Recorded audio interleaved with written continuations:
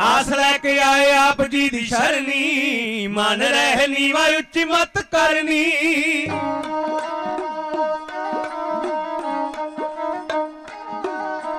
आस लैके आए आप जी दी शरणी, मन रह नीवा उच्ची मत करनी।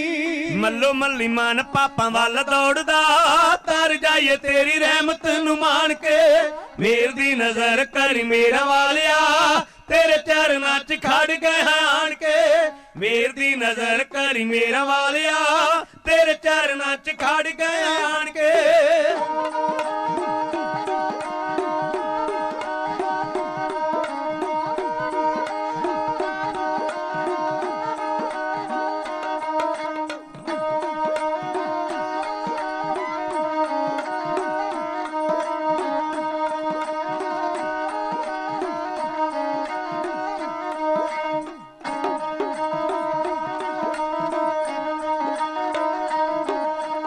नदर सवली जे तू पावे पातशाह, गूंगिया तो अर्थ करावे पातशाह।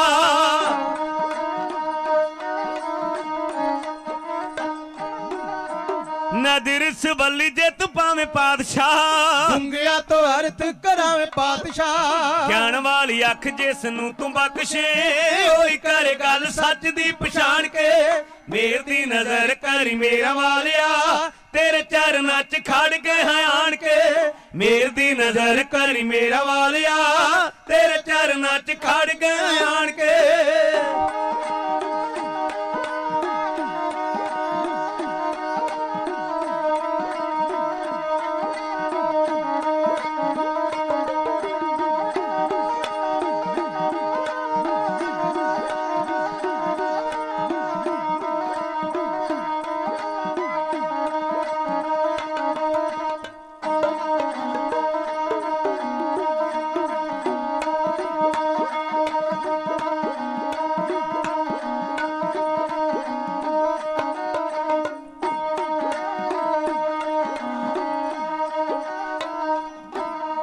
ਸਰਬ ਕਲਾ ਤੂੰ ਸਮਰੱਥ ਗੁਰੂ ਜੀ, ਰੱਖੋ ਸਾਡੇ ਸਿਰ ਉੱਤੇ ਹੱਥ ਗੁਰੂ ਜੀ।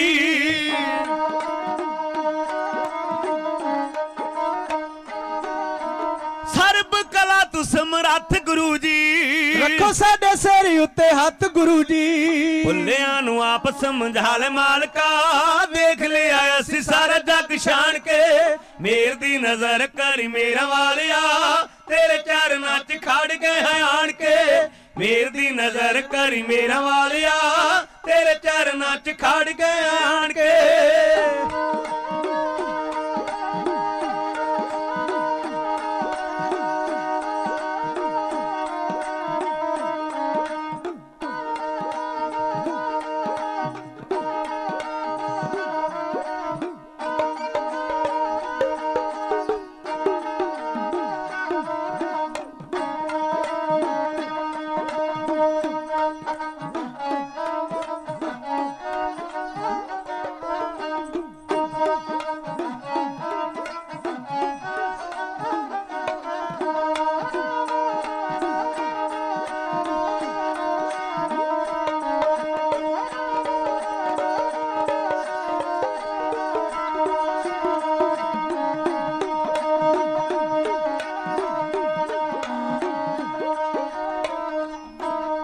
ਨਿਮਾਣਿਆਂ ਦੀ ਝੋਲੀ ਵਿੱਚ ਮਾਣ ਪਾ ਦਿਓ, ਗੁਣ ਦੇਵ ਸਾਰੇ ਔਗਣ ਮੁਕਾ ਦਿਓ।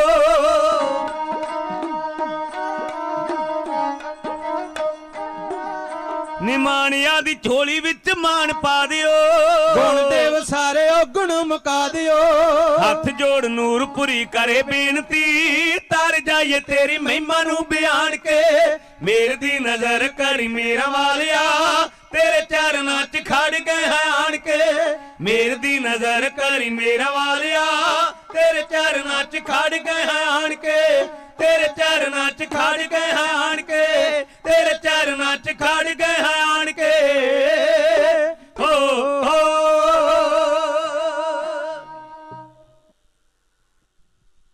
श्री गुरु ग्रंथ साहब महाराज जी के पावन पवित्र चरणों में सज बैठी गुरु की साजी नवाजी साध संगत कलगी वाले पातशाह गुरु गोबिंद सिंह महाराज जी की रसना तो उच्चारण किए हुए सोईए दे कोई शब्द ढाडी सिंह आप जी नाल सांझे कर रहे सन। पोखत है जल मैं थल मैं कल मैं पल मैं कल के नी कर्म विचारे दीन दयाल दया निध दोखन देखत है पर देत न हर थल ना मैं धरती दा ते जल ना मैं पानी दा। गुरु की पावन बाणी का फरमान है 84 लाख जून इस संसार ते वाहगुरू की पैदा की हुई अपनी जीवन भोग रही है जिहदे भगत नामदेव जी कहते भी 42 लाख पानी विच रहिंदी ते 42 लाख धरती ते इन्हां दी पालना निरंकार कर रहा है। पोखत है जल मैं थल मैं पल मैं कल के नहीं कर्म विचारे परमेश्वर उन्हां दे कर्म नहीं विचारदा दीन दयाल दया निध दोखन देखत है पर देत न हर साडियां कमजोरियां साडियां बुराइयां साडियां बदफैलियां नूं परमेश्वर जानदा है। जिवें मापे अपने बच्चों नाल प्यार करते हैं बच्चा गुस्ताखी करता है माँ प्यो झिड़कदा चंबदा है फिर छाती नाल ला लैंदा है। महाराज की पवित्र बाणी का फरमान है। इस तरह परमेश्वर की वडियाई है साडे दुखां नूं देखदा है दीन दयाल दीनां दी पालना करन वाला दयालता दा भंडारा दोखन देखता है साडियां कमजोरियां नूं जानदा है। असीं बड़े पर्दे पाउण दी कोशिश करते हाँ बंदियां तो बंदा कुछ पा सकता है परमेश्वर तो नहीं। साडे दुखां नूं देखदा है दोखन देखत है पर देत ना हारे वो देण तो कदे भी परहेज नहीं करदा। वो 42 लाख पानी विच रहण वाले जीव जंतुआं नूं रिजक पहुंचाउंदा है पत्थरां विच भी कीड़ियां नूं दिंदा है और मनुख नूं भी दिंदा है चाहे वो किन्ना भी कुकर्मी होवे। इसे करके वो साहिब दी वड्डी वडियाई इसे करके वो महान है। ते जिहड़े लोग ये जान जाते ने परमेश्वर महान है परमेश्वर पत्थरां विच भी रोजी दिंदा है पाखण कीट गुप्त होए रहता ताचो मार्ग नहीं कोई रस्ता नहीं हुंदा पत्थर विचों दी पर उहदे विच कीड़े जिहड़े पैदा करदा उन्हां लई रिजक भी आप पहुंचाउंदा है। टाकम कूंजड़ियां मनो मचिंदड़ियां ठंडे देशां दीयां कूंजां उडारी भर के जदों उधर दा पानी जम जांदा है बच्चे उधर दे आउंदियां ने इधर आके परमेश्वर दी याद विच जुड़दियां ते परमेश्वर उन्हां दे बच्चिआं नूं रिजक पहुंचाउंदा है। परमेश्वर दी वडियाई ਜਿਹੜੇ लोग परमेश्वर की होंद नूं समझ जाते नहीं कि जो कुछ करता है करता ही जानता है करते कीमत करता ही जानता है मनुख नहीं जानता वो संसार विच पूजा जोग हो जाते। वो बंदगी करते नहीं वो सिमरन करते नहीं औलाद वो ही पैदा करते नहीं संसार विच घरां दी उसारी वो ही पैदा करते नहीं वो अपने वसीले लिए रोजी रोटी लिए कर्म भी करते नहीं परमेश्वर की याद विच जुड़ते नहीं। जिहड़े परमेश्वर की याद विच जुड़ते नहीं वो साडे नालों वड्डे हो जाते।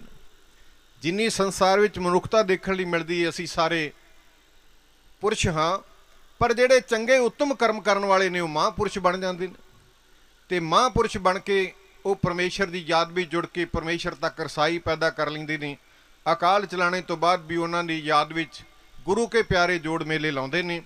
जिन्हां महापुरुषां दी याद विच आप जुड़ बैठे हो उन्हां दा नाम हर मनुख सीस झुका के लैंदा है। बाबा बीर सिंह साहब जी गगोबूए वाले नरंगाबादी उन्होंने इसलिए कहा जाता है कि जदों बाबा साहब सिंह बेदी की संगत करके वापस आए सरदार दसंधा सिंह नरंगाबादी ने अपनी जमीन में बाबा जी ने एक कुटिया पा के दी रहने लई उत्थे बाबा जी ने एक डेरा कायम कर लिया तो बाबा बीर सिंह साहब जी के नाम नाल संसार विच जाने गए।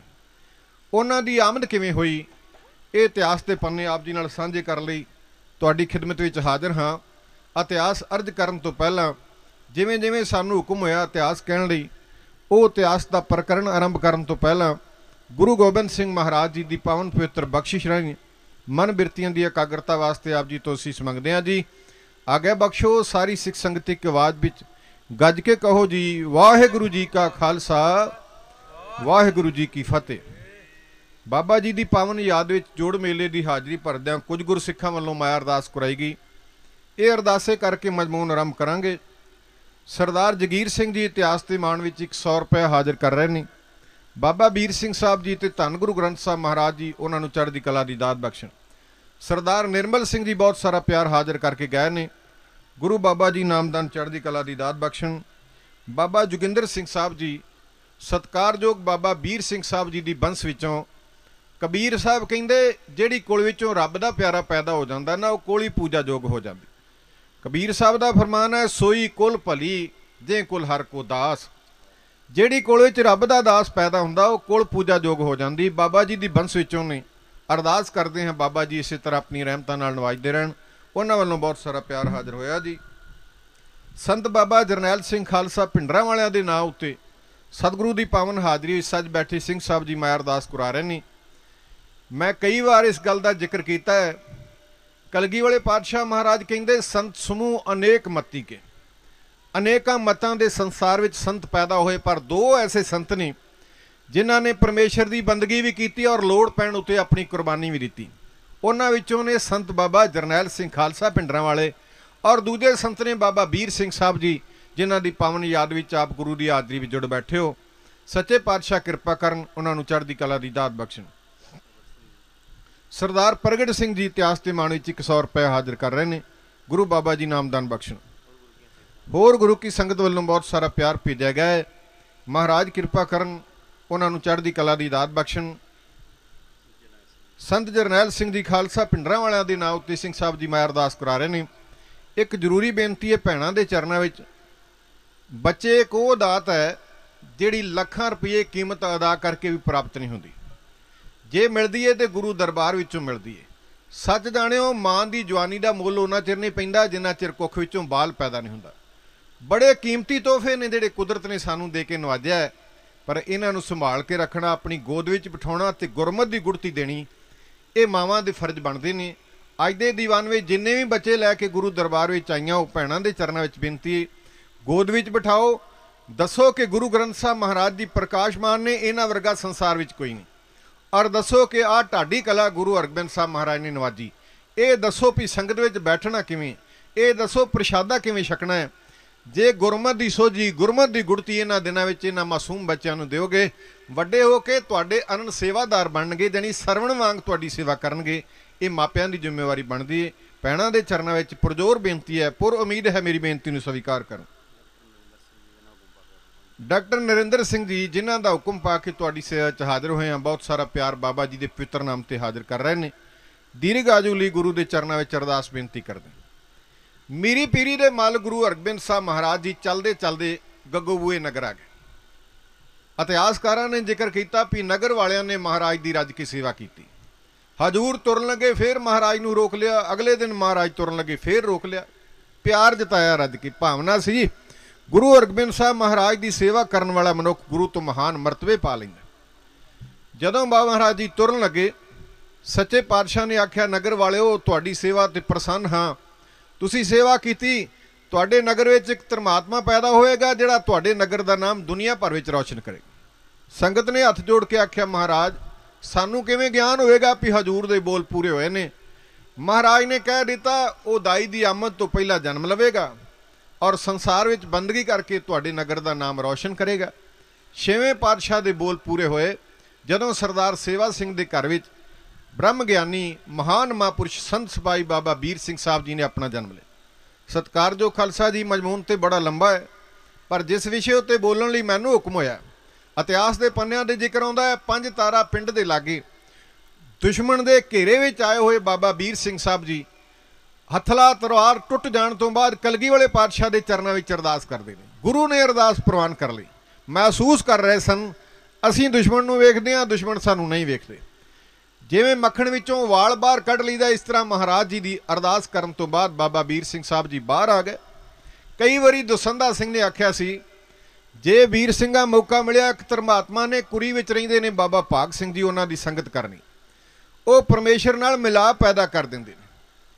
ਸਮਾਂ ਕੱਢ ਕੇ ਉਹਨਾਂ ਦੀ ਸ਼ਰਨ ਵੀ ਚਲੇ ਗਏ। ਉਹਨਾਂ ਨੇ ਬਾਬਾ ਸਾਹਿਬ ਸਿੰਘ ਬੇਦੀ ਕੋਲ ਭੇਜ ਦਿੱਤਾ।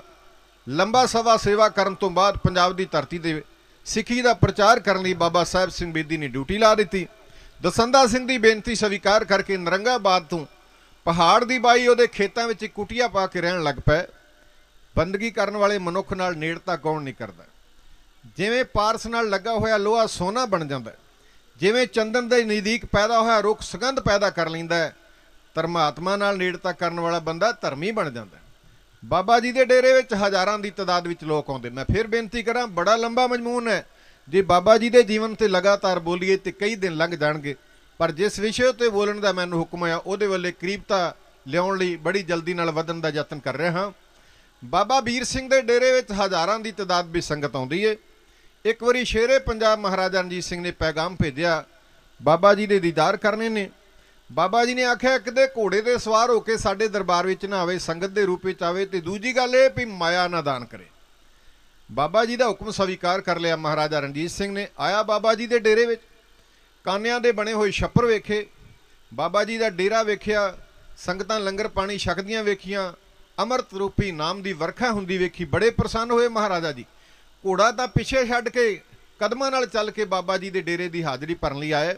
ਜਦੋਂ ਡੇਰਾ ਵੇਖਿਆ ਤੇ ਜੀ ਕੀਤਾ ਵੀ ਮਹਾਂਪੁਰਸ਼ਾਂ ਨੇ ਮਨਾ ਤਾਂ ਕੀਤਾ ਹੈ, ਪਰ ਮੈਂ ਬਾਦਸ਼ਾਹ ਹਾਂ, ਮੈਨੂੰ ਕਲਗੀ ਵਾਲੇ ਪਾਤਸ਼ਾਹ ਮਹਾਰਾਜ ਨੇ ਪੰਜਾਬ ਦਾ ਬਾਦਸ਼ਾਹ ਹੋਣ ਦਾ ਮਾਣ ਬਖਸ਼ਿਆ ਹੈ, ਇਸ ਕਰਕੇ ਮਹਾਰਾਜ ਨੇ ਧਨ ਦਿੱਤਾ ਹੈ, ਮਹਾਂਪੁਰਸ਼ ਨੇ ਡੇਰੇ ਲਈ ਧਨ ਸੇਵਾ ਵਿੱਚ ਹਾਜ਼ਰ ਕਰ ਦੇਣਾ ਚਾਹੀਦਾ। ਬਾਬਾ ਜੀ ਨੂੰ ਬੇਨਤੀ ਕੀਤੀ ਤੇ ਕੋਰਾ ਜਵਾਬ ਦਿੰਦਿਆਂ ਬਾਬਾ ਜੀ ਨੇ ਆਖਿਆ, ਉਹ ਰਣਜੀਤ ਸਿੰਘਾ, ਤੈਨੂੰ ਅਕਾਲ ਪੁਰਖ ਨੇ ਲੋਕਾਂ ਉੱਤੇ ਰਾਜ ਕਰਨ ਦਾ ਬਲ ਪ੍ਰਦਾਨ ਕੀਤਾ ਹੈ, ਸਾਨੂੰ ਅਕਾਲ ਪੁਰਖ ਨੇ ਪੰਜਾਂ ਤੇ ਰਾਜ ਕਰਨ ਦਾ ਬਲ ਪ੍ਰਦਾਨ ਕੀਤਾ। ਤੂੰ ਲੋਕਾਂ ਦੇ ਰਾਜ ਕਰ ਤੇ ਸਾਨੂੰ ਉਹਨਾਂ ਪੰਜਾਂ ਤੇ ਰਾਜ ਕਰਨ ਦੇ। ਨਹੀਂ ਸੇਵਾ ਲਈ ਮਹਾਰਾਜਾ ਰਣਜੀਤ ਸਿੰਘ ਬਾਰ-ਬਾਰ ਬੇਨਤੀ ਕਰਦੇ ਰਹੇ, ਪਰ ਰੱਖੀ ਹੋਈ ਥੈਲੀ ਉਠਾ ਦਿੱਤੀ, ਸ਼ੇਰੇ ਪੰਜਾਬ ਚਲੇ ਗਏ। ਸੰਗਤ ਨੇ ਆਖਿਆ, ਬਾਬਾ ਜੀ ਡੇਰਾ ਜਿਹੜਾ ਛੱਪਰਾਂ ਦੇ ਰੂਪ ਵਿੱਚ ਹੈ, ਇਹਦੇ ਉੱਤੇ ਬਰਸਾਤ ਦਾ ਵੀ ਅਸਰ ਪੈਂਦਾ ਹੈ, ਠੰਡੀਆਂ ਤੇ ਤੱਤੀਆਂ ਹਵਾਵਾਂ ਦਾ ਵੀ ਅਸਰ ਪੈਂਦਾ। ਇਸ ਕਰਕੇ ਬਾਬਾ ਜੀ ਮਹਾਰਾਜਾ ਜੀ ਮਾਇਆ ਭੇਟ ਕਰ ਰਹੇ ਸਨ। ਕਿਹੜਾ ਦਾਨ ਕਰ ਰਹੇ ਸੀ? ਉਹ ਤਾਂ ਨਿਮਾਣੇ ਸੇਵਕ ਬਣ ਕੇ ਭੇਟਾ ਕਰ ਰਹੇ ਸਨ। ਤੁਸੀਂ ਭੇਟਾ ਲਈ ਨਹੀਂ। ਜੇ ਡੇਰਾ ਵੱਡਾ ਬਣ ਜਾਂਦਾ, ਛੱਤਾਂ ਪੈ ਜਾਂਦੀਆਂ, ਦੀਵਾਰਾਂ ਹੋ ਜਾਂਦੀਆਂ, ਨਾ ਗਰਮੀ ਦਾ ਅਸਰ ਹੁੰਦਾ, ਨਾ ਬਰਸਾਤ ਦਾ ਅਸਰ ਹੁੰਦਾ, ਨਾ ਸਰਦੀ ਦਾ ਹੁੰਦਾ। ਬਾਬਾ ਜੀ ਨੇ ਸੰਗਤ ਨੂੰ ਮੁਖਾਤਬ ਹੋ ਕੇ ਆਖਿਆ, ਗੁਰੂ ਨਾਨਕ ਕੇ ਖਵਾਉਣ ਵਾਲੇ ਆਪੇ ਡੇਰਾ ਵੱਡਾ ਬਣਾ ਲੈਣਗੇ। ਤਾਂ ਅੰਦਾਜ਼ਾ ਲਾਉਣਾ ਵੀ ਬਾਬਾ ਜੀ ਨਾਲ ਪਿਆਰ ਕਰਨ ਵਾਲੇ ਕਿੰਨੇ ਕੁ ਸਨ। ਜਿੰਨੀ ਸੰਗਤ ਬਾਬਾ ਜੀ ਦੇ ਦਰਬਾਰ ਵਿੱਚ ਹਾਜ਼ਰ ਭਰਨ ਲਈ ਆਉਂਦੀ ਸੀ, ਬਾਬਾ ਜੀ ਨੇ ਐਲਾਨ ਕਰਦਿਆਂ ਉਹਨਾਂ ਨੂੰ ਹੁਕਮ ਕੀਤਾ ਵੀ ਆਪਣੇ ਘਰਾਂ ਵਿੱਚੋਂ ਚੁੱਲ੍ਹਿਆਂ ਵਿੱਚ ਰੱਖ ਕੇ ਨਾਨਕਸ਼ਾਹੀ 5-5 ਇੱਟਾਂ ਪਕਾ ਕੇ ਲਿਆਓ। ਬਾਬਾ ਜੀ ਦੀ ਆਗਿਆ ਪਾ ਕੇ 5-5 ਇੱਟਾਂ ਪਕਾ ਕੇ ਲੋਕਾਂ ਨੇ ਲਿਆਂਦੀਆਂ। ਜਿਹੜਾ ਕਿਲਾ ਨੂੰਮਾਂ ਡੇਰਾ ਬਾਬਾ ਜੀ ਨੇ ਰੰਗਾਬਾਦ ਦੀ ਧਰਤੀ ਤੇ ਕਾਇਮ ਕੀਤਾ, ਉਹ ਸੰਗਤ ਨੇ ਹਰ ਘਰ ਵਿੱਚੋਂ 5 ਇੱਟਾਂ ਪੱਕ ਕੇ ਆਈਆਂ ਸਨ। ਵੀ ਅੰਦਾਜ਼ਾ ਲਾ ਲਓ ਵੀ ਕਿੰਨੇ ਸਿੱਖ ਸਨ ਜਿਹੜੇ ਬਾਬਾ ਜੀ ਦੀ ਸੰਗਤ ਕਰਨ ਵਾਲੇ ਸਨ। ਉਹ ਡੇਰਾ ਅੱਜ ਹੋਰ ਰੂਪ ਧਾਰਨ ਕਰ ਗਿਆ, ਜਾਣੀ ਨਵੀਂ ਤਕਨੀਕ ਨਾਲ ਉਸਾਰਿਆ ਜਾ ਰਿਹਾ। ਕੁਝ ਕੁ ਕੰਧਾਂ ਅਜੇ ਵੀ ਮੌਜੂਦ ਨੇ, ਕੋਈ ਦਰਬਾਰ ਅਜੇ ਵੀ ਮੌਜੂਦ ਨੇ ਜੋ ਬਾਬਾ ਜੀ ਦੀ ਕੈਮੀ ਵਿੱਚ ਬਣੇ ਸਨ। ਬਾਬਾ ਵੀਰ ਸਿੰਘ ਸਾਹਿਬ ਜੀ ਉਸ ਡੇਰੇ ਵਿੱਚ ਮੌਜੂਦ ਨੇ। ਸ਼ੇਰੇ ਪੰਜਾਬ ਦਾ ਸ਼ਹਿਜ਼ਾਦਾ ਕੰਵਰ ਕਸ਼ਮੀਰਾ ਸਿੰਘ ਆਪਣੀ ਕੰਵਰਾਣੀ ਨੂੰ ਨਾਲ ਲੈ ਕੇ ਸਿਆਲਕੋਟ ਦੇ ਕਿਲੇ ਵਿੱਚੋਂ ਗੁਲਾਬ ਸਿੰਘ ਹੀਰਾ ਸਿੰਘ ਦਾ ਸਤਾਇਆ ਹੋਇਆ ਬਾਬਾ ਜੀ ਦੀ ਸ਼ਰਨ ਵਿੱਚ ਆਇਆ। ਬਾਬਾ ਜੀ ਉਹਨਾਂ ਨੂੰ ਨਾਲ ਲੈ ਕੇ ਦਰਿਆ ਸਤਲੁਜ ਦੇ ਕਿਨਾਰੇ ਤੇ ਜਿਹੜਾ ਮੁੱਠਿਆਂ ਵਾਲੇ ਦਾ ਡੇਰਾ ਸੀ, ਮੈਂ ਬਾਬਾ ਜੀ ਦਾ ਜੀਵਨ ਪੜ੍ਹ ਰਿਹਾ ਸਾਂ, ਤੇ ਬਾਬਾ ਜੀ ਨੇ ਜਿਹੜਾ ਮੁੱਠਿਆਂ ਵਾਲੇ ਡੇਰਾ ਕਾਇਮ ਕੀਤਾ, ਉਹਦਾ ਕਾਇਮ ਕਰਨ ਦਾ ਇਹ ਅਰਥ ਸੀ, ਇੱਕ ਤਾਂ ਚੁਮਾਸਾ ਬਾਬਾ ਜੀ ਲਗਭਗ ਉੱਥੇ ਕੱਟਿਆ ਕਰਦੇ ਸਨ। ਦੂਜਾ, ਜਿਹੜਾ ਬਾਬਾ ਜੀ ਦੇ ਲੰਗਰ ਵਿੱਚ ਦੁੱਧ ਤੇ ਘਿਓ ਆਉਂਦਾ ਸੀ ਜਾਂ ਲੱਸੀ ਵਰਤੋਂ ਵਿੱਚ ਆਉਂਦੀ ਸੀ ਨਾ, ਬਾਬਾ ਜੀ ਨੇ ਮੁੱਠਿਆਂ ਵਾਲੇ ਦੇ ਡੇਰੇ ਵਿੱਚ ਦੁਧਾਰੂ ਮੱਝਾਂ ਤੇ ਗਾਵਾਂ ਰੱਖੀਆਂ ਸਨ। ਉੱਥੋਂ ਦੁੱਧ ਚੋ ਕੇ ਬਾਬਾ ਜੀ ਦੇ ਡੇਰੇ ਵਿੱਚ ਪਹੁੰਚਾਇਆ ਜਾਂਦਾ ਸੀ। ਤਾਂ ਉੱਥੇ ਭਾਈ ਕਸ਼ਮੀਰਾ ਸਿੰਘ ਨੂੰ ਨਾਲ ਲੈ ਕੇ ਮਹਾਰਾਜ ਜੀ ਪਹੁੰਚ ਗਏ। ਅਤਰ ਸਿੰਘ ਸੰਧਾ ਵਾਲੀਆ ਵੀ ਉੱਥੇ ਆ ਗਿਆ। ਸਰਦਾਰ ਹਰੀ ਸਿੰਘ ਨਲੂਏ ਦਾ ਪੁੱਤਰ ਸਰਦਾਰ ਜਵਾਰ ਸਿੰਘ ਨਲੂਆ ਵੀ ਉੱਥੇ ਆ ਗਿਆ। ਬਾਬਾ ਜੀ ਵਿਚਾਰਾਂ ਕਰ ਰਹੇ ਸਨ, ਖਾਲਸਾ ਰਾਜ ਬਰਬਾਦੀ ਵੱਲੇ ਬੜੀ ਤੇਜ਼ੀ ਨਾਲ ਵੱਧਦਾ ਜਾ ਰਿਹਾ ਹੈ। ਮਹਾਰਾਜਾ ਜੀ ਨੂੰ ਕਈ ਵਾਰੀ ਆਖਿਆ ਸੀ, ਆਪਣਿਆਂ ਨੂੰ ਨੇੜੇ ਕਰੋ, ਗੈਰਾਂ ਤੇ ਯਕੀਨ ਨਾ ਕਰੋ। ਪਹਾੜਾਂ ਵਿੱਚ ਪੈਦੇ ਹੋਏ ਡੋਗਰੇ, ਇਹਨਾਂ ਦੇ ਦਿਲ ਵੀ ਪੱਥਰਾਂ ਵਰਗੇ ਨੇ। ਜਿਹੜੇ ਇਲਾਕੇ ਵਿੱਚ ਪੈਦਾ ਹੋਏ ਨੇ, ਉਸ ਪਾਣੀ ਦਾ ਪ੍ਰਭਾਵ ਇਹਨਾਂ ਉੱਤੇ, ਇਹ ਪੰਜਾਬ ਨਾਲ ਲਿਹਾਜ਼ ਨਹੀਂ ਕਰਨਗੇ। ਪਰ ਮਹਾਰਾਜਾ ਜੀ ਉਹਨਾਂ ਦੇ ਢਹਿ ਚੜ੍ਹ ਕੇ ਆਖੇ ਨਹੀਂ ਸਨ ਲੱਗਦੇ। ਸਤਿਕਾਰਯੋਗ ਖਾਲਸਾ ਜੀ, ਬਾਬਾ ਜੀ ਇਹ ਵਿਚਾਰਾਂ ਕਰ ਰਹੇ ਸਨ। ਗੁਲਾਬ ਸਿੰਘ ਸਿਆਲਕੋਟ ਦੇ ਮੈਦਾਨ ਵਿੱਚ ਕੰਵਰ ਕਸ਼ਮੀਰਾ ਸਿੰਘ ਨੂੰ ਗ੍ਰਿਫਤਾਰ ਕਰਨ ਲਈ ਗਿਆ ਹੋਇਆ ਜਦੋਂ ਵਾਪਸ ਹੀਰਾ ਸਿੰਘ ਨੂੰ ਆਣ ਕੇ ਦੱਸਦਾ ਹੈ, ਕਸ਼ਮੀਰਾ ਸਿੰਘ ਇੱਥੋਂ ਦੌੜ ਗਿਆ, ਨਰੰਗਾਬਾਦ ਦੀ ਧਰਤੀ ਤੇ ਬਾਬਾ ਵੀਰ ਸਿੰਘ ਦੇ ਡੇਰੇ ਚਲਾ ਗਿਆ। ਔਰ ਸੂਏ ਨੇ ਖਬਰ ਦਿੱਤੀ ਹੈ ਵੀ ਦਰਿਆ ਸਤਲੁਜ ਦੇ ਕਿਨਾਰੇ ਉੱਤੇ ਮੁੱਠਿਆਂ ਵਾਲੇ ਦੇ ਡੇਰੇ ਵਿੱਚ ਬਾਬਾ ਜੀ ਕੰਵਰ ਕਸ਼ਮੀਰਾ ਸਿੰਘ ਨੂੰ ਨਾਲ ਲੈ ਕੇ ਠਹਿਰੇ ਹੋਏ ਨੇ।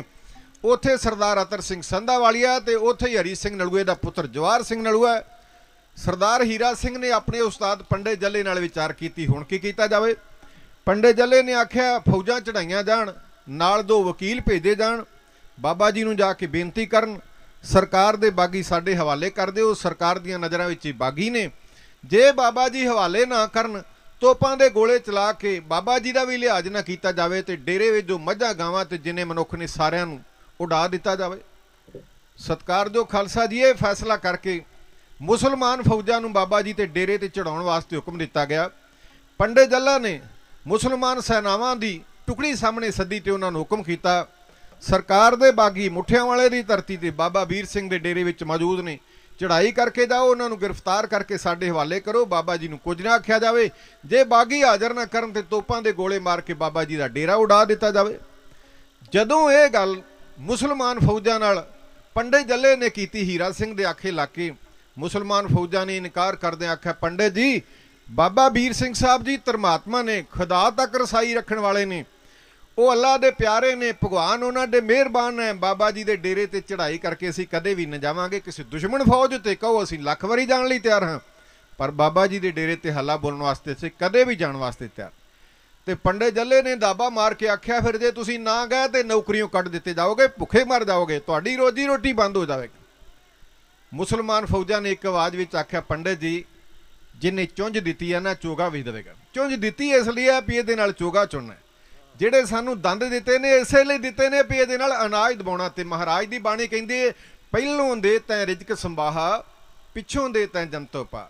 ਮਨੁੱਖ ਨੂੰ ਫੇਰ ਪੈਦਾ ਕਰਦਾ ਹੈ ਪਰਮੇਸ਼ਰ, ਪਹਿਲਾਂ ਉਹਦੇ ਲੇਖਾਂ ਵਿੱਚ ਉਹਦਾ ਭੋਜਨ ਲਿਖਦਾ ਹੈ। ਇਸ ਕਰਕੇ ਹੌਸਲਾ ਨਹੀਂ ਹਾਰਨਾ ਚਾਹੀਦਾ। ਮੁਸਲਮਾਨ ਫੌਜਾਂ ਨੇ ਆਖਿਆ, ਪੰਡਿਤ ਜੀ, ਜਿਹਨੇ ਚੁੰਝ ਦਿੱਤੀ ਚੋਗਾ ਵੀ ਦੇਵੇਗਾ, ਕੱਢ ਦਿਓ ਨੌਕਰੀਆਂ, ਲੱਖ ਵਾਰ ਕੱਢ ਦਿਓ, ਪਰ ਬਾਬਾ ਜੀ ਦੇ ਡੇਰੇ ਤੇ ਚੜ੍ਹਾਈ ਕਰਕੇ ਨਹੀਂ ਜਾਵਾਂਗੇ। ਇਨਕਾਰ ਕਰ ਦਿੱਤਾ। ਫਿਰ ਵਾਰੀ ਆਈ ਸਰਦਾਰਾਂ ਦੀ। ਸਤਿਕਾਰਯੋਗ ਖਾਲਸਾ ਜੀ, ਰਾਜਨੀਤਿਕ ਆਗੂ ਕਦੇ ਕਿਸੇ ਦਾ ਲਿਹਾਜ਼ ਨਹੀਂ ਕਰਦਾ। ਉਹਦਾ ਇਹ ਨਿਸ਼ਚਾ ਹੁੰਦਾ ਵੀ ਭਰਾਵਾਂ ਨੂੰ ਲੜਾ ਕੇ ਮਾਰਿਆ ਜਾਵੇ। ਤੇ ਅੱਜ ਅਸੀਂ ਲੜਦੇ ਹਾਂ। ਪਿਛਲੇ ਸਮੇਂ ਵਿੱਚ ਕਿੰਨੇ ਲੜੇ, ਅੱਜ ਵੀ ਲੜ ਰਹੇ ਹਾਂ। ਸਾਡੀਆਂ ਬੰਦੂਕਾਂ ਆਪਣਿਆਂ ਦੇ ਚੱਲ ਰਹੀਆਂ, ਸਾਡੇ ਨੇਜੇ ਆਪਣਿਆਂ ਦੇ ਚੱਲ ਰਹੇ ਨੇ, ਸਾਡੀਆਂ ਤਲਵਾਰਾਂ ਆਪਣਿਆਂ ਦੇ ਚੱਲ ਰਹੀਆਂ। ਜੋ ਸ਼ਤਰੰਜ ਦੀ ਖੇਡ ਖੇਡਦੇ ਨੇ ਉਹਦੇ ਵਿੱਚ ਕਾਮਯਾਬ ਨੇ। ਸਰਕਾਰ ਭਾਵੇਂ ਕੋਈ ਵੀ ਹੋਏ, ਉਹ ਹਮੇਸ਼ਾ ਲਈ ਆਪਣੇ ਮਿਸ਼ਨ ਵਿੱਚ ਕਾਮਯਾਬ ਹੋਣ ਲਈ ਹਰ ਯਤਨ ਕਰਦੀ ਏ। ਤੇ ਸਤਿਕਾਰਯੋਗ ਖਾਲਸਾ ਜੀ, ਲਾਲਚ ਥੋੜਾ ਜਿਹਾ ਦੇ ਕੇ ਜਿਹੜੀ ਮਾਂ ਦੇ ਕੁੱਖ ਤੋਂ ਦੂਜੇ ਭਰਾ ਨੇ ਜਨਮ ਲਿਆ ਹੋਵੇ, ਭਰਾਵਾਂ ਨੂੰ ਉਕਸਾ ਕੇ ਭਰਾ ਨੂੰ ਮਾਰਨ ਲਈ ਮਜਬੂਰ ਕਰ ਦਿੱਤਾ ਜਾਂਦਾ ਹੈ। ਠੀਕ ਇਸੇ ਤਰ੍ਹਾਂ ਹੋਇਆ, ਜੇ ਭਰਾ ਦਾ ਕਤਲ ਕਰਨ ਲਈ ਲਾਲਚ ਵਿੱਚ ਆ ਕੇ ਤਿਆਰ ਹੋ ਜਾਂਦਾ ਹੈ ਤੇ ਬਾਬਾ ਜੀ ਦਾ ਲਿਹਾਜ਼ ਕਰਨ ਵਾਲਾ ਕੌਣ ਸੀ? ਮੁਸਲਮਾਨਾਂ ਨੇ ਇਨਕਾਰ ਕਰ ਦਿੱਤਾ। ਫਿਰ ਸਿੱਖ ਫੌਜਾਂ ਨੂੰ ਸੱਦਿਆ ਗਿਆ। ਉਹਨਾਂ ਨੂੰ ਆਖਿਆ ਗਿਆ, ਤੁਹਾਡਾ ਸਰਦਾਰ ਦੀ 3 ਰੁਪਏ ਪ੍ਰਤੀ ਮਹੀਨਾ ਤਨਖਾਹ ਵਿੱਚ ਵਾਧਾ ਕੀਤਾ ਜਾਵੇਗਾ, ਸਿਪਾਹੀ ਦਾ 1 ਰੁਪਇਆ ਵਧਾਇਆ ਜਾਵੇਗਾ, ਤੇ ਸਰਦਾਰਾਂ ਨੂੰ ਕੈਂਠੇ ਪਾ ਕੇ ਸਨਮਾਨ ਦਿੱਤਾ ਜਾਵੇਗਾ। ਜਿਹੜੇ ਤੁਹਾਡੇ ਸਰਦਾਰ ਹੋਣਗੇ ਤੇ ਜਿਹੜੇ ਸਿਪਾਹੀ ਹੋਣਗੇ, ਉਹਨਾਂ ਦੇ ਕੰਨਾਂ ਵਿੱਚ ਮੁਰਕੀਆਂ ਪਾਈਆਂ ਜਾਣਗੀਆਂ ਸੋਨੇ ਦੀਆਂ। ਤੇ ਬਾਬਾ ਜੀ ਦੇ ਡੇਰੇ ਤੇ ਚੜ੍ਹਾਈ ਕਰਕੇ ਜਾਓ ਤੋਪਾਂ ਲੈ ਕੇ। 2 ਬਾਗੀ ਨੇ ਤੇ ਇੱਕ ਜਵਾਹਰ ਸਿੰਘ ਨਲੂਆ, ਨਲੂਏ ਦਾ ਪੁੱਤਰ, ਇਹਨਾਂ ਨੂੰ ਪਕੜ ਕੇ ਲਾਹੌਰ ਦਰਬਾਰ ਵਿੱਚ ਹਾਜ਼ਰ ਕਰੋ। ਸੇਵਾ ਸਿੰਘ ਮਜੀਠੀਆ, ਗੁਲਾਬ ਸਿੰਘ ਮਨਿਆਲੇ ਵਾਲਾ ਜਿਹਨੂੰ ਕਲਕੱਤੀਆ ਕਿਹਾ ਜਾਂਦਾ ਹੈ, ਬਾਗ ਸਿੰਘ ਮੁਗੜੀ ਵਾਲਾ, ਇਹ ਸੈਨਾ ਦੇ ਸੈਨਾਪਤੀ ਸਨ। ਇਹਨਾਂ ਨੇ ਉਸੇ ਵੇਲੇ ਝੋਲੀ ਫੈਲਾ ਦਿੱਤੀ। ਲਾਲਚੀ ਦੇ ਸਵਾਰਥੀ ਆਗੂ ਡੋਲ ਗਏ, ਬਾਬਾ ਜੀ ਦੇ ਡੇਰੇ ਤੇ ਚੜ੍ਹਾਈ ਕਰਨ ਵਾਸਤੇ ਤਿਆਰ ਹੋ ਗਏ। ਫੌਜਾਂ ਤਿਆਰ ਕੀਤੀਆਂ ਗਈਆਂ। ਇਹਦੀ ਕਮਾਂਡ ਜਨਰਲ ਲਾਭ ਸਿੰਘ ਦੇ ਹੱਥ ਦਿੱਤੀ ਗਈ। 2 ਵਕੀਲ ਨਾਲ ਤਿਆਰ ਕੀਤੇ ਗਏ, ਜਿਨ੍ਹਾਂ ਦਾ ਜ਼ਿਕਰ ਮੈਂ ਪਹਿਲਾਂ ਵੀ ਕਰ ਚੁੱਕਾ ਹਾਂ, ਬਾਗ ਸਿੰਘ ਮੁਗੜੀ ਤੇ ਗੁਲਾਬ ਸਿੰਘ ਕਲਕੱਤੀਆ। ਇਹ ਵਕੀਲ ਨੇ ਹਮਲਾ ਬੋਲਣ ਤੋਂ ਪਹਿਲਾਂ ਬਾਬਾ ਜੀ ਦੇ ਡੇਰੇ ਵਿੱਚ ਜਾਣਗੇ, ਬਾਬਾ ਜੀ ਨੂੰ ਬੇਨਤੀ ਕਰਨਗੇ। ਜੇ ਬੇਨਤੀ ਸਵੀਕਾਰ ਨਾ ਕਰਨਗੇ, ਫੌਜਾਂ ਨੂੰ ਆਣ ਕੇ ਦੱਸਣਗੇ। ਫੌਜਾਂ ਤੋਪਾਂ ਦੇ ਗੋਲੇ ਚਲਾ ਕੇ ਬਾਬਾ ਜੀ ਦਾ ਡੇਰਾ ਬਰਬਾਦ ਕਰ ਦੇਣਗੀਆਂ। ਫੌਜਾਂ ਚੱਲੀਆਂ ਲਾਹੌਰ ਤੋਂ, ਬਾਬਾ ਜੀ ਦੇ ਡੇਰੇ ਤੋਂ ਹਟਵਾ ਇਹਨਾਂ ਨੇ ਘੇਰਾ ਪਾ ਲਿਆ। 7 ਮਈ ਦੀ ਰਾਤ ਨੂੰ, ਜਿਹੜੀ 6 ਮਈ ਦੀ ਰਾਤ ਗੁਜ਼ਰ ਗਈ, ਟਲੀ ਹੋਈ ਰਾਤ ਤੋਂ ਬਾਅਦ ਬਾਬਾ ਜੀ ਦੇ ਡੇਰੇ ਨੂੰ ਉਦਾਲਿਓਂ ਘੇਰ ਲਿਆ। 7 ਮਈ 1844 ਈਸਵੀ 27 ਵਿਸਾਖ ਦੇ ਅੰਮ੍ਰਿਤ ਵੇਲੇ ਦੇ ਪੱਖ ਨਾਲ ਦਿਨ ਦਾ ਚੜ੍ਹਾਅ ਹੋਇਆ। ਦਰਖਤਾਂ ਦੀਆਂ ਟਾਹਣੀਆਂ ਦੇ ਬੈਠੇ ਹੋਏ ਪਰਿੰਦਿਆਂ ਨੇ ਅਜੇ ਉਡਾਣਾ ਭਰਨੀਆਂ ਸਨ, ਪ੍ਰਵਾਜ ਭਰਨੀ ਸੀ ਆਪਣੀ ਪੇਟ ਪੂਰਤੀ ਲਈ। ਸਰਕਾਰ ਦੇ ਭੇਜੇ ਹੋਏ ਵਕੀਲ ਬਾਬਾ ਜੀ ਦੇ ਡੇਰੇ ਦੇ ਦਰਵਾਜ਼ੇ ਤੇ ਜਾ ਪਹੁੰਚੇ। ਚੌਬਦਾਰ ਨੂੰ ਆਖਿਆ, ਅਸੀਂ ਲਾਹੌਰ ਦਰਬਾਰ ਵੱਲੋਂ ਆਏ, ਬਾਬਾ ਜੀ ਨੂੰ ਮਿਲ ਕੇ ਕੁਝ ਬੇਨਤੀਆਂ ਕਰਨੀਆਂ ਨੇ। ਅੰਦਰ ਜਾਣ ਦੀ ਆਗਿਆ ਮਿਲੀ। ਬਾਬਾ ਜੀ ਬੈਠੇ ਨੇ, ਕੋਲ ਸਰਦਾਰ ਬੈਠੇ ਨਹੀਂ। ਸਰਕਾਰ ਦੇ ਭੇਜੇ ਹੋਏ ਵਕੀਲ ਬਾਗ ਸਿੰਘ ਮੁਗੜੀ ਤੇ ਗੁਲਾਬ ਸਿੰਘ ਮਨਿਆਲੇ ਵਾਲਾ, ਜਿਹਨੂੰ ਗੁਲਾਬ ਸਿੰਘ ਕਲਕੱਤੀਆ ਕਿਹਾ ਜਾਂਦਾ।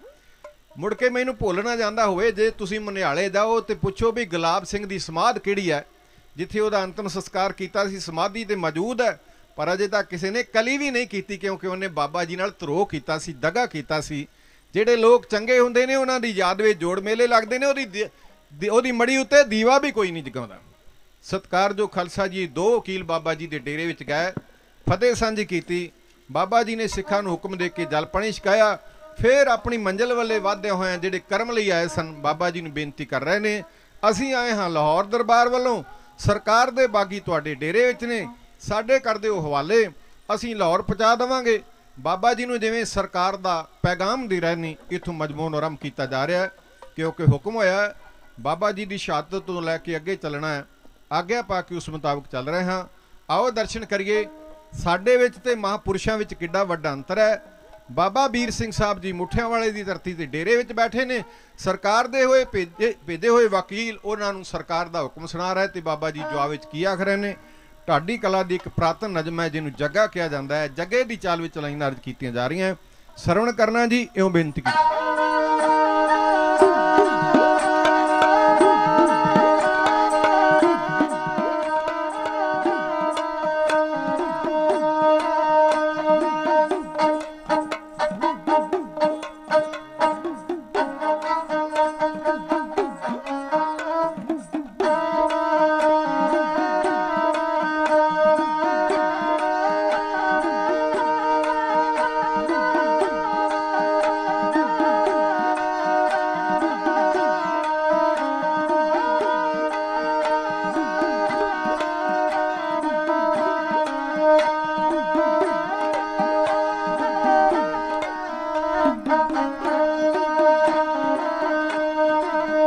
ਲਾਭ ਸਿੰਘ ਤੇ ਗੁਲਾਬ ਸਿੰਘ ਦੋਵੇਂ, ਲਾਭ ਸਿੰਘ ਤੇ ਲਾਭ ਸਿੰਘ ਤੇ ਗੁਲਾਬ ਸਿੰਘ ਦੋਵੇਂ ਕੋਲ ਆਏ ਬਾਬਾ ਸਾਹਿਬ ਦੇ ਮੱਥਾ ਟੇਕ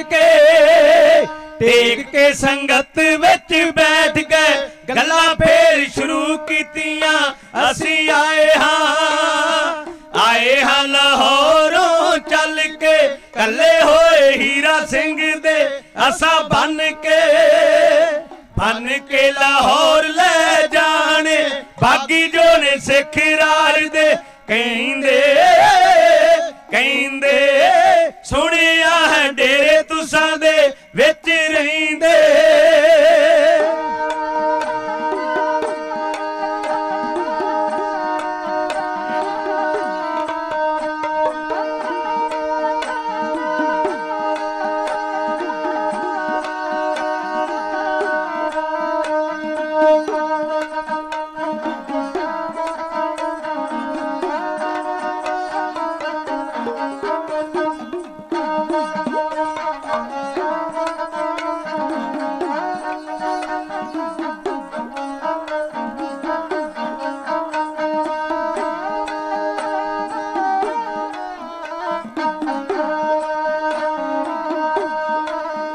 ਸੰਦਾ ਵਾਲਿਆ ਤੇਰੇ ਸਿੰਘ ਬਾਗੀ, ਸੰਦਾ ਵਾਲਿਆ ਸੰਦਾ ਵਾਲਿਆ ਤੇਰੇ ਸਿੰਘ ਬਾਗੀ, ਛੋਟਾ ਭਾਈ ਲੈਣਾ ਸਿੰਘ ਦਾ ਜਿੰਨਾ ਮਾਰਿਆ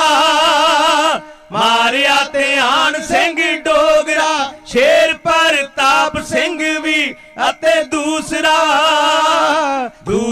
ਕੰਵਰ ਕਸ਼ਮੀਰਾ, ਪੁੱਤਰ ਰਣਜੀਤ ਸਿੰਘ ਦਾ ਜਿਹੜਾ ਆਇਆ ਹੈ ਸਿਆਲ ਕੋਟੋਂ ਨੱਸ ਕੇ, ਬਾਗੀ ਉਹ ਵੀ ਸਿੱਖ ਰਾਜ ਦੇ ਫੜਾ ਦਿਓ ਦੋਹਾਂ ਦੀਆਂ ਬੰਨ ਮੁਸ਼ਕਾਂ ਅੱਗੇ ਲਾ ਦਿਓ।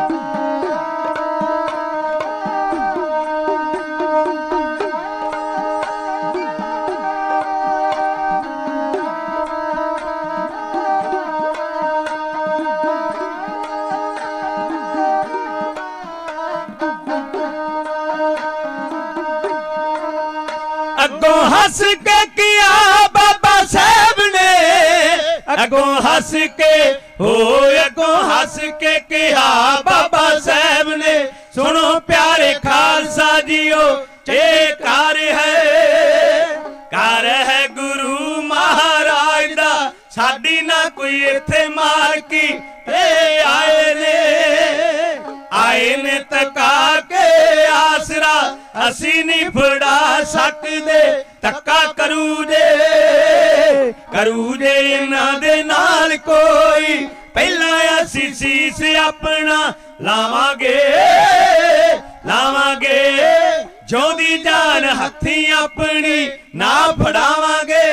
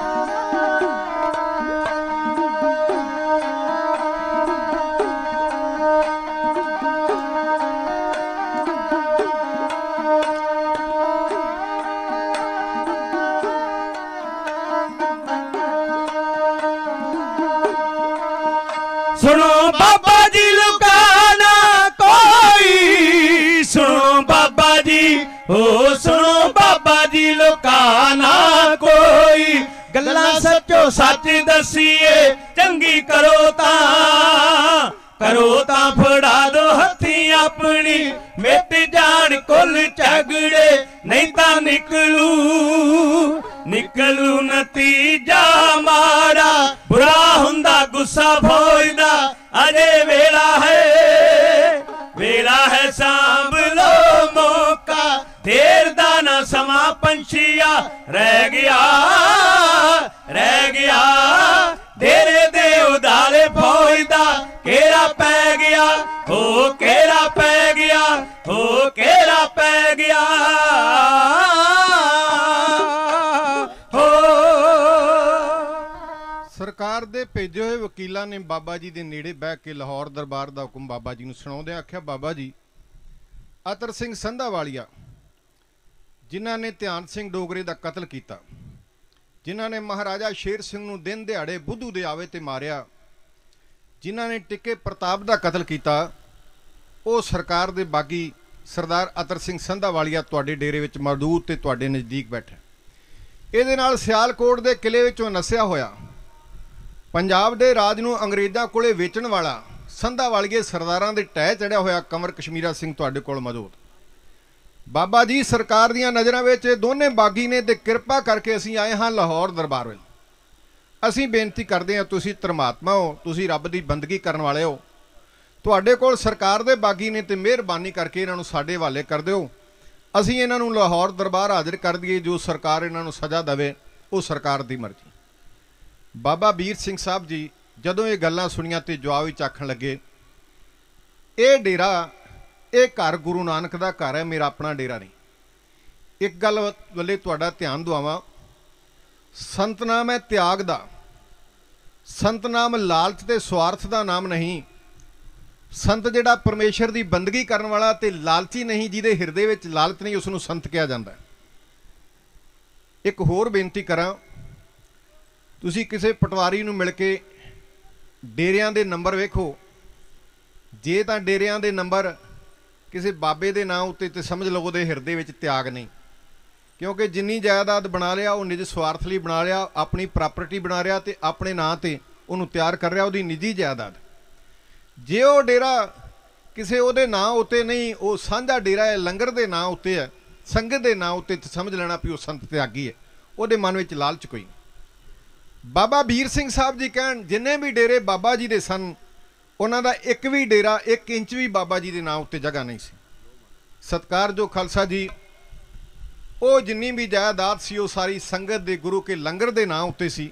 ਬਾਬਾ ਵੀਰ ਸਿੰਘ ਨੇ 1 ਇੰਚ ਵੀ ਜਗ੍ਹਾ ਆਪਣੇ ਨਾਂ ਉੱਤੇ ਨਹੀਂ ਖਰੀਦੀ।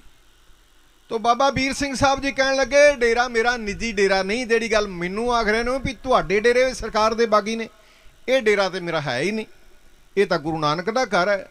ਮੈਂ ਇਸ ਡੇਰੇ ਦਾ ਸੇਵਾਦਾਰ ਹਾਂ ਤੇ ਸੇਵਾਦਾਰ ਦੀ ਹੈਸੀਅਤ ਨਹੀਂ ਭਈ ਜਿਹੜਾ ਇਸ ਡੇਰੇ ਵਿੱਚ ਆਇਆ ਉਹਨੂੰ ਪੰਗਤ ਵਿੱਚੋਂ ਉਹਨੂੰ ਸੰਗਤ ਵਿੱਚੋਂ ਫੜ ਕੇ ਤੁਹਾਡੇ ਹਵਾਲੇ ਕਰ ਦੇਵਾਂ। ਇਹ ਮੇਰੀ ਹੈਸੀਅਤ ਨਹੀਂ, ਕਿਉਂਕਿ ਮੈਂ ਗੁਰੂ ਨਾਨਕ ਦੇ ਘਰ ਦਾ ਸੇਵਾਦਾਰ ਹਾਂ। ਇਹ ਸ਼ਰਨ ਆਏ ਨੇ ਗੁਰੂ ਨਾਨਕ ਦੇ ਘਰ ਦੀ ਮਹਾਨਤਾ ਤੱਕ ਕੇ ਮੈਂ ਤੁਹਾਨੂੰ ਨਹੀਂ ਫੜਾ ਸਕਦਾ। ਅਗਰ ਜੇ ਤੁਸੀਂ ਜ਼ੋਰ ਕਰਨ ਦਾ ਯਤਨ ਕੀਤਾ, ਇਹਨਾਂ ਨੂੰ ਗ੍ਰਿਫਤਾਰ ਕਰਨਾ ਚਾਹਿਆ, ਤੇ ਮੈਂ ਇੱਕ ਸੰਤ ਹਾਂ, ਮੇਰੇ ਵਿੱਚ ਤਿਆਗ ਭਾਵਨਾ ਹੈ। ਗੁਰੂ ਕਲਗੀ ਵਾਲੇ ਪਾਤਸ਼ਾਹ ਦੀ ਮੇਰੇ ਉੱਤੇ ਰਹਿਮਤ ਹੈ ਤੇ ਮੈਂ ਗੁਰੂ ਤੇਗ ਬਹਾਦਰ ਸਾਹਿਬ ਮਹਾਰਾਜ ਦੀ ਸ਼ਹਾਦਤ ਨੂੰ ਚੰਗੀ ਤਰ੍ਹਾਂ ਜਾਣਦਾ।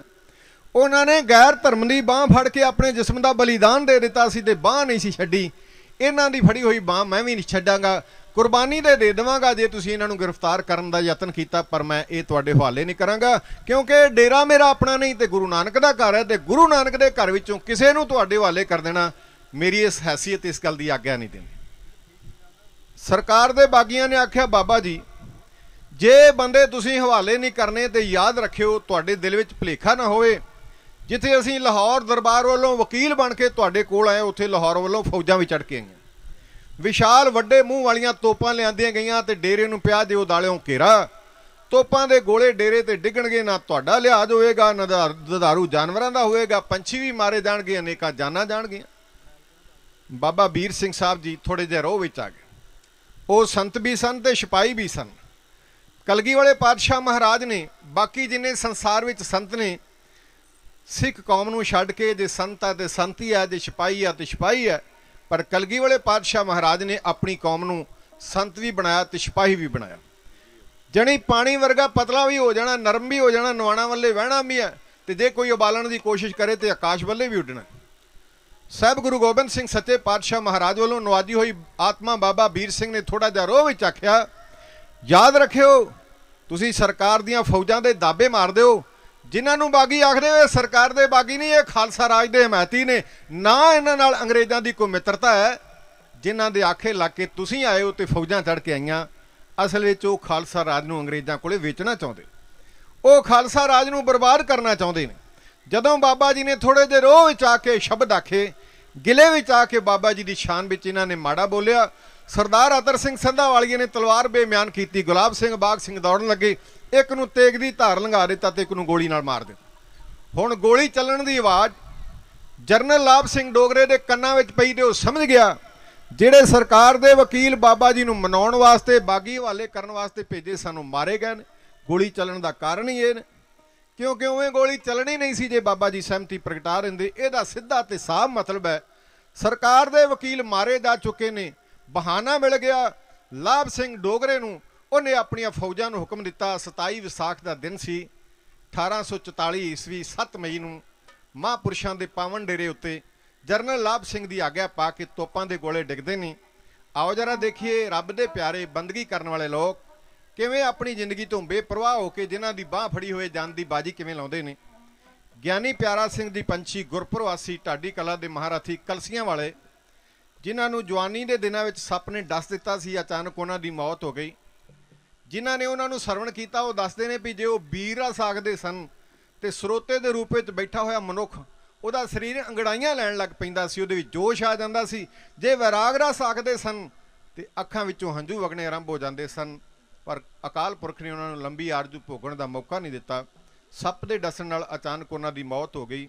ਉਹ ਕਿੰਨੇ ਲਿਖਾਰੀ ਸਨ ਮਹਾਨ, ਕਿੰਨੀ ਤਾਕਤ ਸੀ ਉਹਨਾਂ ਦੀ ਕਲਮ ਵਿੱਚ ਜਾਣਨ ਦਾ ਯਤਨ ਕਰਨਾ। ਉਹਨਾਂ ਦੀ ਕਲਮ ਤੋਂ ਲਿਖੀਆਂ ਹੋਈ ਕੁਝ ਲਾਈਨਾਂ ਗੱਡੀ ਦੀ ਚਾਲ ਵਿੱਚ ਅਰਜ਼ ਕੀਤੀਆਂ ਜਾ ਰਹੀਆਂ ਨੇ। 1844 ਈਸਵੀ 27 ਵਿਸਾਖ 7 ਮਈ ਨੂੰ ਬਾਬਾ ਜੀ ਦੇ ਇਨਕਾਰ ਕਰਨ ਉੱਤੇ ਜਦੋਂ ਸਰਕਾਰ ਦੇ ਵਕੀਲਾਂ ਨੇ ਮਾੜੇ ਸ਼ਬਦ ਬੋਲੇ, ਅਤਰ ਸਿੰਘ ਸੰਧਾਵਾਲੀਏ ਦੇ ਸਰਦਾਰਾਂ ਦੇ ਹੱਥੋਂ ਵਕੀਲ ਕਤਲ ਹੋ ਗਏ। ਗੋਲੀ ਦੀ ਆਵਾਜ਼ ਸੁਣ ਕੇ ਲਾਭ ਸਿੰਘ ਡੋਗਰੇ ਨੇ ਤੋਪਾਂ ਦੀਆਂ ਬੈਰਲਾਂ ਡੇਰੇ ਵੱਲੇ ਕਰਕੇ ਗੋਲੇ ਚਲਾਉਣੇ ਇਉਂ ਆਰੰਭ ਕੀਤੇ।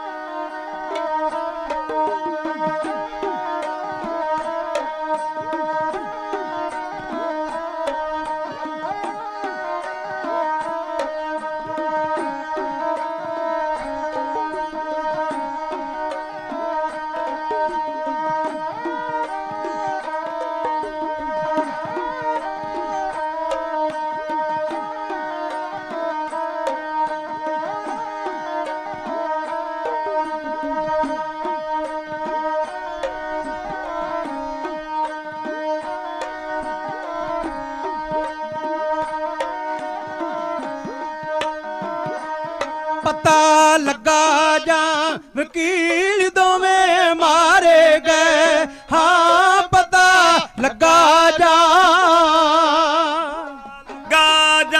वकील दोवें मारे गए। ओ लाभ सिंह डोगरे नू झट आ गया, झट आ गया बहाना हथ उस दे। ओ बाबे दी शहीदी वास्ते उसे वेले ही हुक्म दिता फौज नू, नाल गावो योधियो तोपा बीड़ के, तोपा बीड़ के, बीड़ के, बीड़ के उड़ा दो विच पलां दे। ओ डेरा बाबे वीर सिंह दा बंदा एक भी रहे ना जिऊंदा। पशु पंछी भी उड़ा दियो इन्नी सुनदिया फेर सी फौज ने।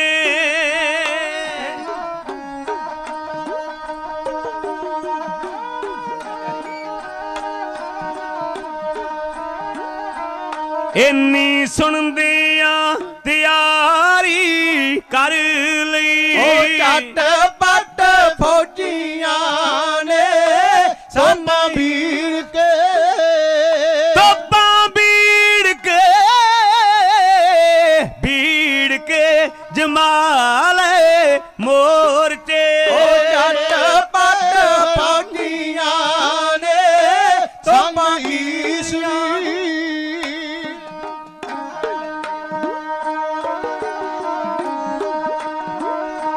तोपां गोलियां दा मींह बरसाया। हरामियां ने अतर सिंह ते, अतर सिंह ते कब्र कश्मीर भी। अरे सावे दुश्मना दे गई पेशना, गई पेशना शहीदियां पा गए। ओ मरदा दे वांग लड़ के दियो आज्ञा, दियो आज्ञा उठाइए हाथ बाबा जी। ओ संगतां ने कीती बेनती अगों हस के, अगों हस के, हस के, हस के किहा बाबा साहब ने।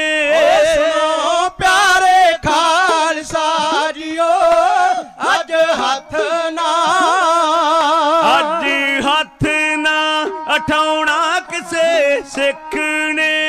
अपने भरावां ते पाना मन के, पाना मन के शहीदियां पाउणियां। जाप करो वाहेगुरु दा ओ इनिया के आप जा बैठे। अबिया गुरु ग्रंथ दी मार चौकड़ा समाधि लाई। रब नाल जोड़ी आत्मा उधर पापियां बीड़ के तोपां, उधर पापियां चला के तोपां। जीव जंत कुल मारते सिंह सैकड़े शहीदियां पा गए। बाबा जी दे अखी वेलियां 8 सेवक भी वारी वारी उड़ गए। जी नू चौर करदियां गोला तोपदा वजा एक आके। बाबा जी दे पट विच भी 18 गोलियां बंदूक दियां वजियां। ओदा शरीर छाननी कारा वेख के पृथ्वी कंब गई। बाबा दा नरिया अंत जी ते तोपा नाल उड़ाए जालमा साध संत भी। ਜਦੋਂ ਮਨੁੱਖ ਨਿਰਦਈ ਹੋ ਜਾਂਦਾ ਹੈ, ਨਾ ਕਿਸੇ ਆਮ ਮਨੁੱਖ ਦਾ ਲਿਹਾਜ਼ ਕਰਦਾ ਹੈ, ਨਾ ਰੱਬ ਨਾਲ ਇਬਾਦਤ ਕਰਨ ਵਾਲੇ, ਨੇੜਤਾ ਰੱਖਣ ਵਾਲੇ ਮਨੁੱਖ ਦਾ ਲਿਹਾਜ਼ ਕਰਦਾ। ਜਿਹੜੇ ਬਾਬਾ ਵੀਰ ਸਿੰਘ ਸਾਹਿਬ ਜੀ ਮਹਾਨ ਤਿਆਗੀ ਸਨ, ਪਰਉਪਕਾਰੀ ਸਨ, ਦਇਆਵਾਨ ਸਨ, ਹਕੂਮਤ ਨੇ ਉਹਨਾਂ ਵੀ ਲਿਹਾਜ਼ ਨਹੀਂ ਕੀਤਾ। ਜਰਨਲ ਲਾਭ ਸਿੰਘ ਡੋਗਰੇ ਨੇ ਫੌਜਾਂ ਨੂੰ ਤੋਪਾਂ ਚਲਾਉਣ ਦਾ ਆਦੇਸ਼ ਦਿੱਤਾ। ਦਰਖਤਾਂ ਦੀਆਂ ਟਾਹਣੀਆਂ ਤੇ ਡੇਰੇ ਵਿੱਚ ਜਿੰਨੇ ਦਰਖਤ ਸਨ ਬੈਸੇ ਹੋਏ ਪਰਿੰਦਿਆਂ ਨੇ ਅਜੇ ਪ੍ਰਵਾਜ ਭਰਨੀ ਸੀ, ਜ਼ਾਲਮਾਂ ਨੇ ਤੋਪਾਂ ਚਲਾਉਣ ਦਾ ਹੁਕਮ ਦਿੱਤਾ। ਤੋਪ ਦਾ ਗੋਲਾ ਚਲਾਇਆ ਗਿਆ, ਬਲਦੀ ਹੋਈ ਮਸਾਲ ਨੂੰ ਪਲੀਤਾ ਦਿੱਤਾ ਗਿਆ। ਤੋਪ ਦਾ ਗੋਲਾ ਡੇਰੇ ਉੱਤੋਂ ਦੀ ਲੰਘ ਕੇ ਅੱਗ ਦੇ ਅੰਗਾਰ ਵਾਂਗ ਭਖਦਾ ਹੋਇਆ ਦਰਿਆ ਸਤਲੁਜ ਵਿੱਚ ਜਾ ਡਿੱਗਾ। ਛੱਲਾਂ ਖਹਿ ਕੇ ਕਿਨਾਰੇ ਨਾਲ ਰੇਤਾਂ ਨੂੰ ਖੋਰ ਕੇ ਨੇੜੇ ਕਰਨ ਲੱਗੀਆਂ। ਇੱਕ ਨਹੀਂ ਹਜ਼ਾਰਾਂ ਗੋਲੇ ਚਲਾਏ ਗਏ। ਸਤਿਕਾਰਯੋਗ ਖਾਲਸਾ ਜੀ, ਕੋਈ ਡੇਰੇ ਵਿੱਚ ਤੋਪ ਦਾ ਗੋਲਾ ਡਿੱਗਦਾ, ਕੋਈ ਅੱਗੇ ਜਾ ਕੇ ਡਿੱਗਦਾ। ਰੈਕਲੇ ਦੇ ਜੰਬੂਰ ਕੇ ਚੱਲ ਰਹੇ ਨੇ। ਜਿਹੜੇ ਪਸ਼ੂ ਰੱਸਿਆਂ ਨਾਲ ਬੱਧੇ ਸਨ, ਸੰਗਲਾਂ ਨਾਲ ਬੱਧੇ ਸਨ, ਜੇ ਕੋਈ ਸੰਗਲ ਤੜਾ ਕੇ ਨਿਕਲਣ ਦਾ ਯਤਨ ਕੀਤਾ ਤੇ ਨਿਕਲ ਗਿਆ। ਜਿਨ੍ਹਾਂ ਦੇ ਸੰਗਲ ਨਹੀਂ ਟੁੱਟੇ, ਰੱਸੇ ਨਹੀਂ ਟੁੱਟੇ, ਉਹਨਾਂ ਦੀਆਂ ਜਾਨਾਂ ਉੱਥੇ ਹੀ ਚਲੀਆਂ ਗਈਆਂ। ਉਹ ਛਰੇ ਵੱਜ ਕੇ ਤੋਪਾਂ ਦੇ ਗੋਲਿਆਂ ਦੇ ਉਹ ਆਪਣੀ ਜ਼ਿੰਦਗੀ ਦੀ ਬਾਜੀ ਲਾ ਗਏ ਤੇ ਬਾਬਾ ਜੀ ਦੇ ਡੇਰੇ ਵਿੱਚ ਉਹ ਵੀ ਮਾਰੇ ਗਏ। ਸਤਿਕਾਰਯੋਗ ਖਾਲਸਾ ਜੀ, ਸੰਗਤ ਨੇ ਹੱਥ ਜੋੜ ਕੇ ਆਖਿਆ, ਬਾਬਾ ਜੀ ਆਗਿਆ ਬਖਸ਼ੋ, ਇਹ ਡੇਰੇ ਦੇ ਚੜ੍ਹ ਕੇ ਆਏ ਨੇ, ਇਹਨਾਂ ਨਾਲ ਲੜੀਏ। ਬਾਬਾ ਜੀ ਨੇ ਆਖਿਆ, ਭਰਾਵਾਂ ਨਾਲ ਲੜਦੇ ਚੰਗੇ ਨਹੀਂ ਲੱਗਾਂਗੇ। ਕੋਈ ਗੈਰ ਹੁੰਦੇ ਤੇ ਉਹਨਾਂ ਨਾਲ ਲੜਦੇ, ਜਿੰਨੇ ਲੜਨਾ ਆਪਣੀ ਮਰਜ਼ੀ ਨਾਲ ਲੜੇ, ਪਰ ਅਸੀਂ ਕਿਸੇ ਨੂੰ ਆਗਿਆ ਨਹੀਂ ਦਿੰਦੇ। ਇਤਿਹਾਸਕਾਰਾਂ ਨੇ ਜ਼ਿਕਰ ਕੀਤਾ ਹੈ, ਸਰਦਾਰ ਅਤਰ ਸਿੰਘ ਸੰਧਾਵਾਲੀਆ, ਸਰਦਾਰ ਜਵਾਹਰ ਸਿੰਘ ਨਲੂਆ, ਕੰਵਰ ਕਸ਼ਮੀਰਾ ਸਿੰਘ ਮੈਦਾਨੇ ਜੰਗ ਵਿੱਚ ਨਿਕਲੇ ਤੇ ਲੜਦਿਆਂ ਲੜਦਿਆਂ ਸ਼ਹਾਦਤ ਦਾ ਜੰਮ ਪੀ। ਬਾਬਾ ਵੀਰ ਸਿੰਘ ਸਾਹਿਬ ਜੀ ਧੰਨ ਗੁਰੂ ਗ੍ਰੰਥ ਸਾਹਿਬ ਮਹਾਰਾਜ ਸੱਚੇ ਪਾਤਸ਼ਾਹ ਦੀ ਪਾਵਨ ਹਾਜ਼ਰੀ ਵਿੱਚ ਜਾ ਬੈਠੇ। ਗੁਰੂ ਗ੍ਰੰਥ ਸਾਹਿਬ ਮਹਾਰਾਜ ਤੇ ਚੌਰ ਕਰ ਰਹੇ ਨੇ। ਇਸ ਤੋਂ ਪਹਿਲਾਂ ਕੁਝ ਹੋਰ ਸਿੰਘ ਚੌਰ ਕਰਦੇ ਸਨ। 8 ਸਿੰਘ ਵਾਰੀ ਚੌਰ ਕਰਨ ਵਾਲੇ ਗੋਲੀਆਂ ਦਾ ਨਿਸ਼ਾਨਾ ਬਣਦੇ ਹੋਏ ਸ਼ਹਾਦਤ ਦਾ ਜੰਮ ਪੀ। ਸਤਿਕਾਰਯੋਗ ਖਾਲਸਾ ਜੀ, ਕੀਰਤਨ ਕਰਨ ਵਾਲਿਆਂ ਦਾ ਵੀ ਲਿਹਾਜ਼ ਨਾ ਹੋਇਆ। ਉਹਨਾਂ ਦੇ ਜਿਸ ਵਿੱਚ ਵੀ ਗੋਲੀਆਂ ਵੱਜੀਆਂ ਉਹ ਵੀ ਸ਼ਹਾਦਤ ਦਾ ਜੰਮ ਪੀ ਗਏ। ਬਾਬਾ ਜੀ ਦੇ ਜਿਸ ਵਿੱਚ 18 ਗੋਲੀਆਂ ਵੱਜੀਆਂ। ਆਖਿਰਕਾਰ ਇੱਕ ਭਖਦਾ ਹੋਇਆ ਤੋਪ ਦਾ ਗੋਲਾ ਬਾਬਾ ਜੀ ਦੇ ਪੱਟ ਉੱਤੇ ਆਣ ਕੇ ਵੱਜਾ ਔਰ ਪੱਟ ਦੇ ਚੀਥੜੇ ਉੱਡ ਗਏ। ਬਾਬਾ ਜੀ ਚੌਂਕੜੇ ਸਥਿਤ ਬੈਠੇ ਹੋਏ, ਵਾਹਿਗੁਰੂ ਦੀ ਯਾਦ ਵਿੱਚ ਜੁੜੇ ਹੋਏ, ਗੁਰੂ ਗ੍ਰੰਥ ਸਾਹਿਬ ਮਹਾਰਾਜ ਦੀ ਹਾਜ਼ਰੀ ਵਿੱਚ ਬੈਠੇ ਸ਼ਹਾਦਤ ਦਾ ਜਾਮ ਪੀਣ ਵਾਲੇ ਨੇ।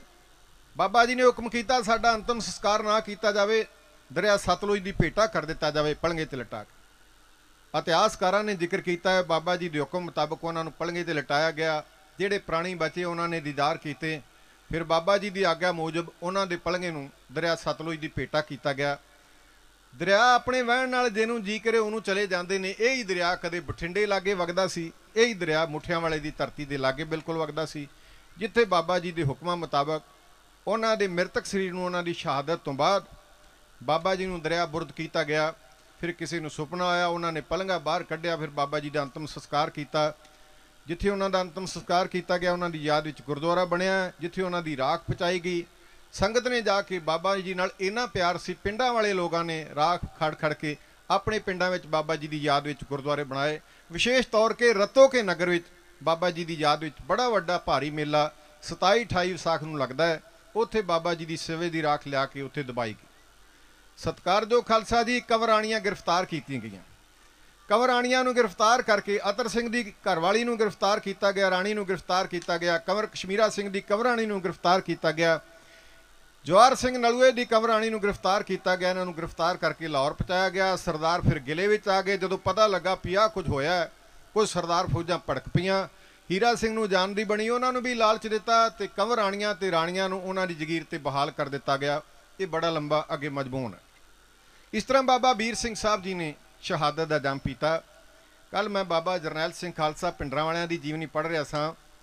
ਉਹ ਆਪਣੇ ਲੈਕਚਰ ਵਿੱਚ ਕਹਿੰਦੇ ਨੇ, ਧੀ ਚਾਹੇ ਕਿਸੇ ਮੁਸਲਮਾਨ ਦੀ ਹੋਵੇ, ਧੀ ਚਾਹੇ ਕਿਸੇ ਹਿੰਦੂ ਦੀ ਹੋਵੇ ਜਾਂ ਸਿੱਖ ਦੀ ਹੋਵੇ, ਕਿਸੇ ਦੀ ਧੀ ਨੂੰ ਕੋਈ ਸਹੁਰਾ ਪਰਿਵਾਰ ਜਾਂ ਹੋਰ ਪਰੇਸ਼ਾਨ ਕਰਦਾ ਹੈ, ਉਹਦੀ ਸਦਾਈ ਕਰਕੇ ਮੇਰੇ ਕੋਲ ਆ ਜਾਓ, ਮੈਂ ਆਪੇ ਹੀ ਸਾਂਭ ਲਵਾਂ। ਬਾਬਾ ਵੀਰ ਸਿੰਘ ਸਾਹਿਬ ਜੀ ਠੀਕ ਇਸੇ ਤਰ੍ਹਾਂ ਸਰਕਾਰ ਦੇ ਬਾਗੀ ਹੈ ਸਨ ਤਾਂ ਹਮਾਇਤੀ ਖਾਲਸਾ ਰਾਜ ਦੇ, ਪਰ ਡੋਗਰੇ ਉਹਨਾਂ ਨੂੰ ਬਾਗੀ ਸਮਝਦੇ ਸਨ। ਜਿਵੇਂ ਬਾਬਾ ਜੀ ਉਹਨਾਂ ਸਿੰਘਾਂ ਨੂੰ ਜਰਨੈਲ ਸਿੰਘ ਜੀ ਸਾਂਭਿਆ ਕਰਦੇ ਸਨ, ਇਸੇ ਤਰ੍ਹਾਂ ਬਾਬਾ ਵੀਰ ਸਿੰਘ ਸਾਹਿਬ ਜੀ ਨੇ ਹੀ ਸਾਂਭੇ ਔਰ ਉਹਨਾਂ ਦੀ ਖਾਤਰ ਆਪਣੇ ਜਿਸਮ ਦਾ ਬਲੀਦਾਨ ਦਿੱਤਾ। ਦੋ ਐਸੇ ਸੰਤ ਨੇ ਜਿਨ੍ਹਾਂ ਨੇ ਸੰਤਤਾਈ ਵੀ ਵਿਖਾਈ ਔਰ ਜਿਨ੍ਹਾਂ ਨੇ ਵੀਰ ਰਸ ਵੀ ਵਿਖਾਇਆ, ਜਣੀ ਆਪਣੀ ਜ਼ਿੰਦਗੀ ਦੀ ਬਾਜੀ ਵੀ ਲਾ ਦਿੱਤੀ। ਸੰਤ ਬਾਬਾ ਜਰਨੈਲ ਸਿੰਘ ਵੀ ਜਿਨ੍ਹਾਂ ਦੀ ਬਾਹ ਫੜੀ, ਉਹਨਾਂ ਦੀ ਖਾਤਰ ਲੜਦੇ ਸ਼ਹਾਦਤ ਦਾ ਜਾਮ ਪੀ ਗਏ। ਬਾਬਾ ਵੀਰ ਸਿੰਘ ਸਾਹਿਬ ਵੀ ਜਿਨ੍ਹਾਂ ਦੀ ਬਾਹ ਫੜੀ, ਉਹਨਾਂ ਦੀ ਖਾਤਰ ਸ਼ਹਾਦਤ ਦਾ ਜਾਮ ਪੀ ਗਏ। ਦੋ ਐਸੇ ਸੰਤ ਨੇ ਜਿਨ੍ਹਾਂ ਨੇ ਬੰਦਗੀ ਵੀ ਕੀਤੀ ਔਰ ਕੁਰਬਾਨੀ ਵੀ ਕੀਤੀ। सिर बेच के पूरा सवाल करिए,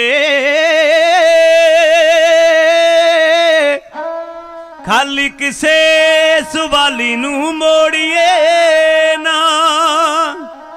पत्थर आप जहान दे झल लईए, शीशा दिल पर किसे दा तोड़िए ना।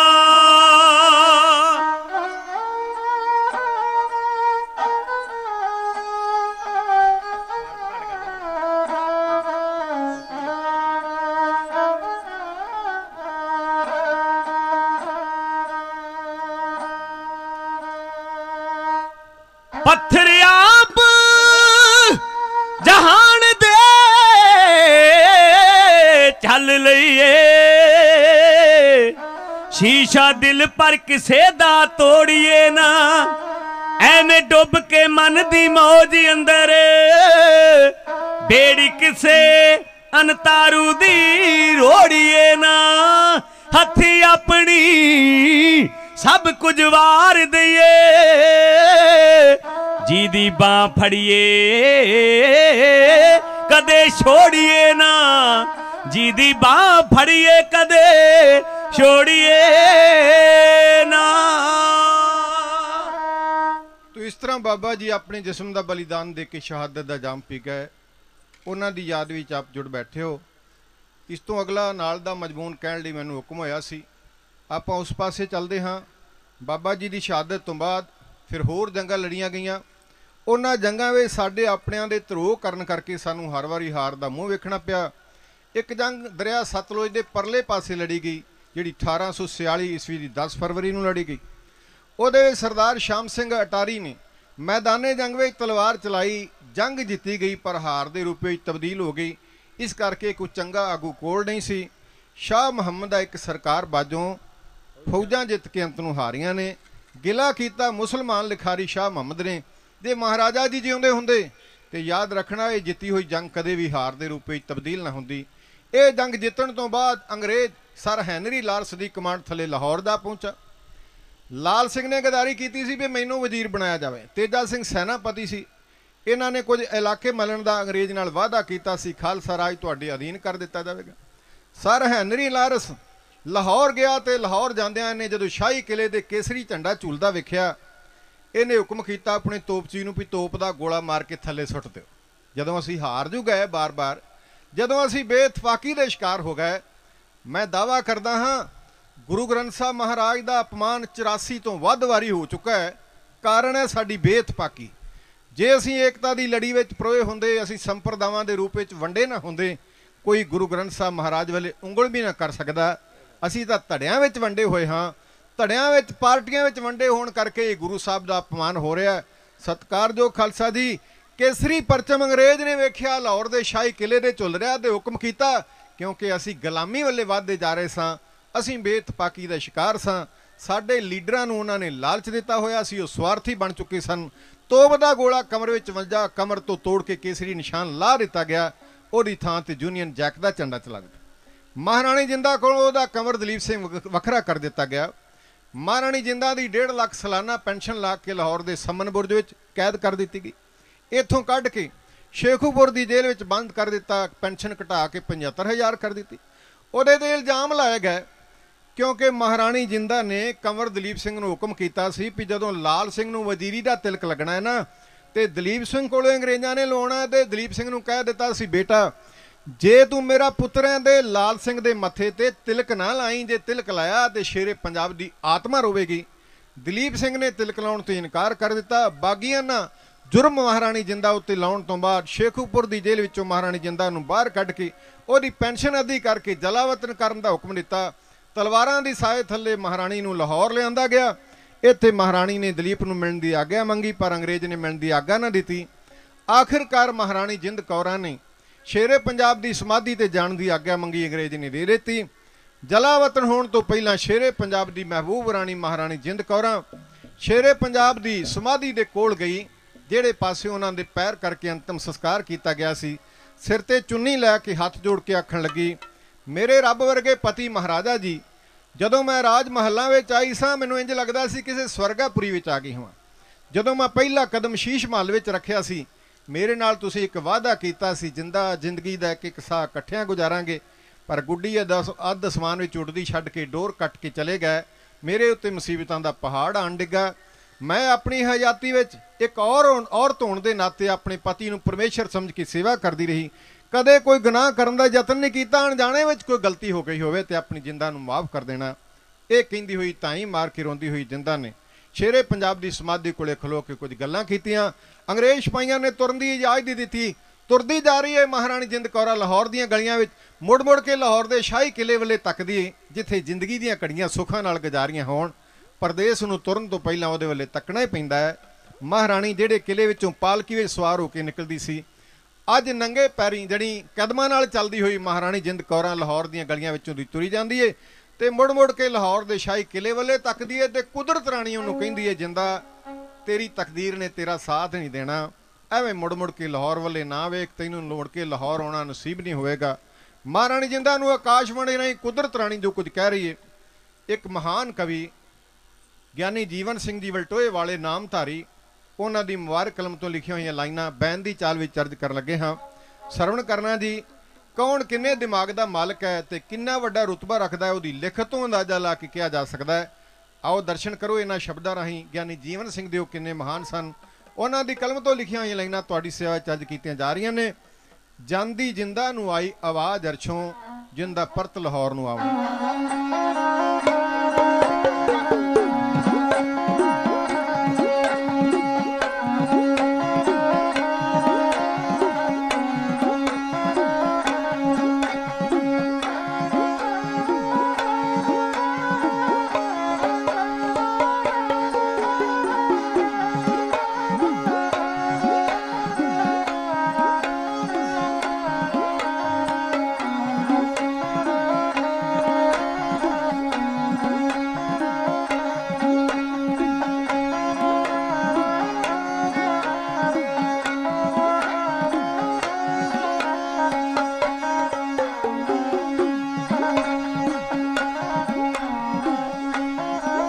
ਜਾਂਦੀ ਜਿੰਦਾ ਨੂੰ ਆਈ ਆਵਾਜ਼ ਅਰਸ਼ੋਂ, ਜਾਂਦੀ ਜਿੰਦਾ ਨੂੰ ਆਈ ਆਵਾਜ਼ ਅਰਸ਼ੋਂ, ਜਿੰਦਾ ਪਰਤ ਲਾਹੌਰ ਨੂੰ ਆਵਣਾ ਨਹੀਂ, ਜਿੰਦਾ ਪਰਤ ਲਾਹੌਰ ਨੂੰ ਆਵਣਾ ਨਹੀਂ।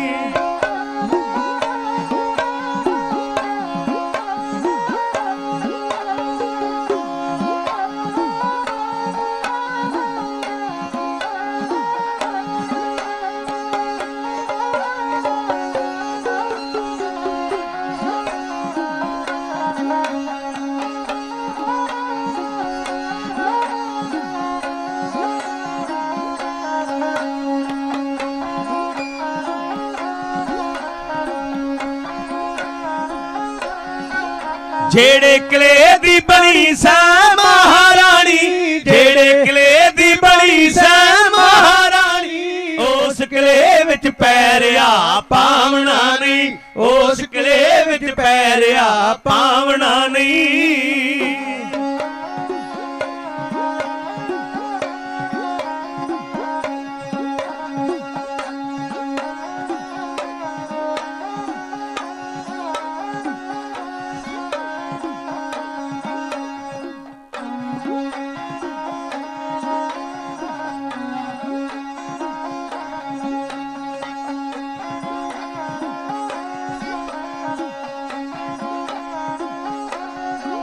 ਤਾਜ ਲਾ ਦੇ ਸੀਸ ਤੋਂ ਬਾਦਸ਼ਾਹੀ, ਤਾਜ ਲਾ ਦੇ ਸੀਸ ਤੋਂ ਬਾਦਸ਼ਾਹੀ, ਅੱਜ ਤੋਂ ਮਹਾਰਾਣੀ ਅਖਵਾਵਣਾ ਨਹੀਂ, ਅੱਜ ਤੋਂ ਮਹਾਰਾਣੀ ਅਖਵਾਵਣਾ ਨਹੀਂ।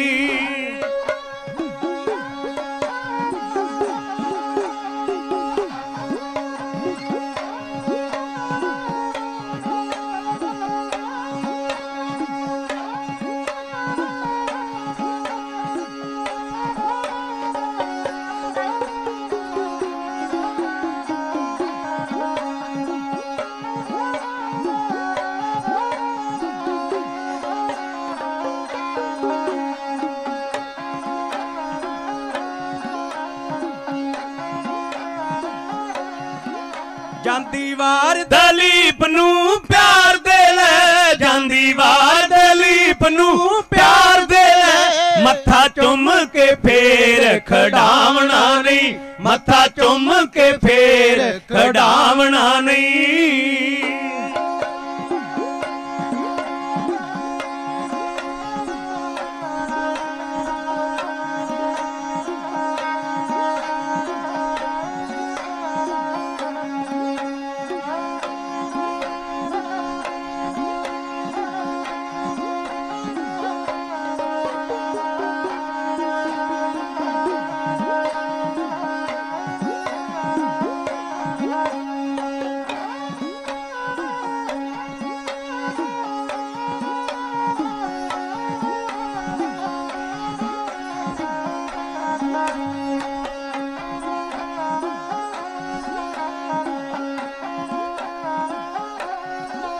ਹੁਣ ਰੋਂਦੇ ਦੇ ਅਥਰੂ ਪੂਜਦਾ ਨੀ ਹੁਣ ਰੋਂਦੇ ਦੇ ਅਥਰੂ ਪੂਜਦਾ ਨੀ ਲੋਰੀ ਦੇ ਕੇ ਕਿਸੇ ਵਰਾਵਣਾ ਨਹੀਂ ਲੋਰੀ ਦੇ ਕੇ ਕਿਸੇ ਵਰਾਵਣਾ ਨਹੀਂ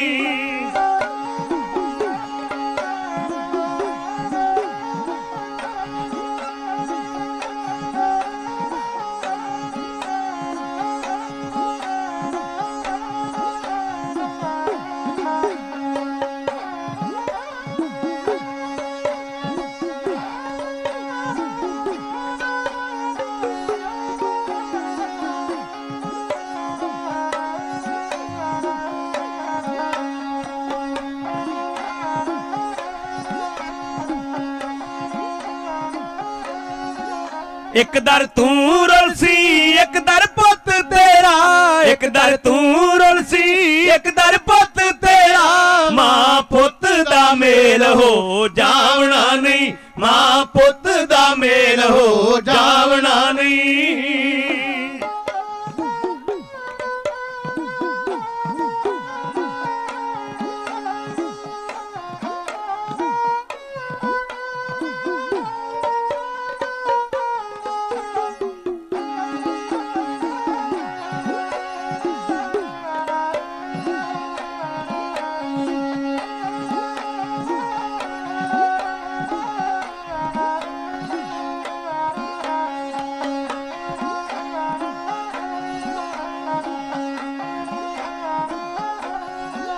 ਕਿਸੇ ਸਿੱਖ ਨਹੀਂ ਪੁੱਛਣੀ ਬਾਤ ਤੇਰੀ ਕਿਸੇ ਸਿੱਖ ਨਹੀਂ ਪੁੱਛਣੀ ਬਾਤ ਤੇਰੀ ਆਰਣਜੀਤ ਵੀ ਦਰਦ ਵੰਡਾਵਣਾ ਨਹੀਂ ਆਰਣਜੀਤ ਵੀ ਦਰਦ ਵੰਡਾਵਣਾ ਨਹੀਂ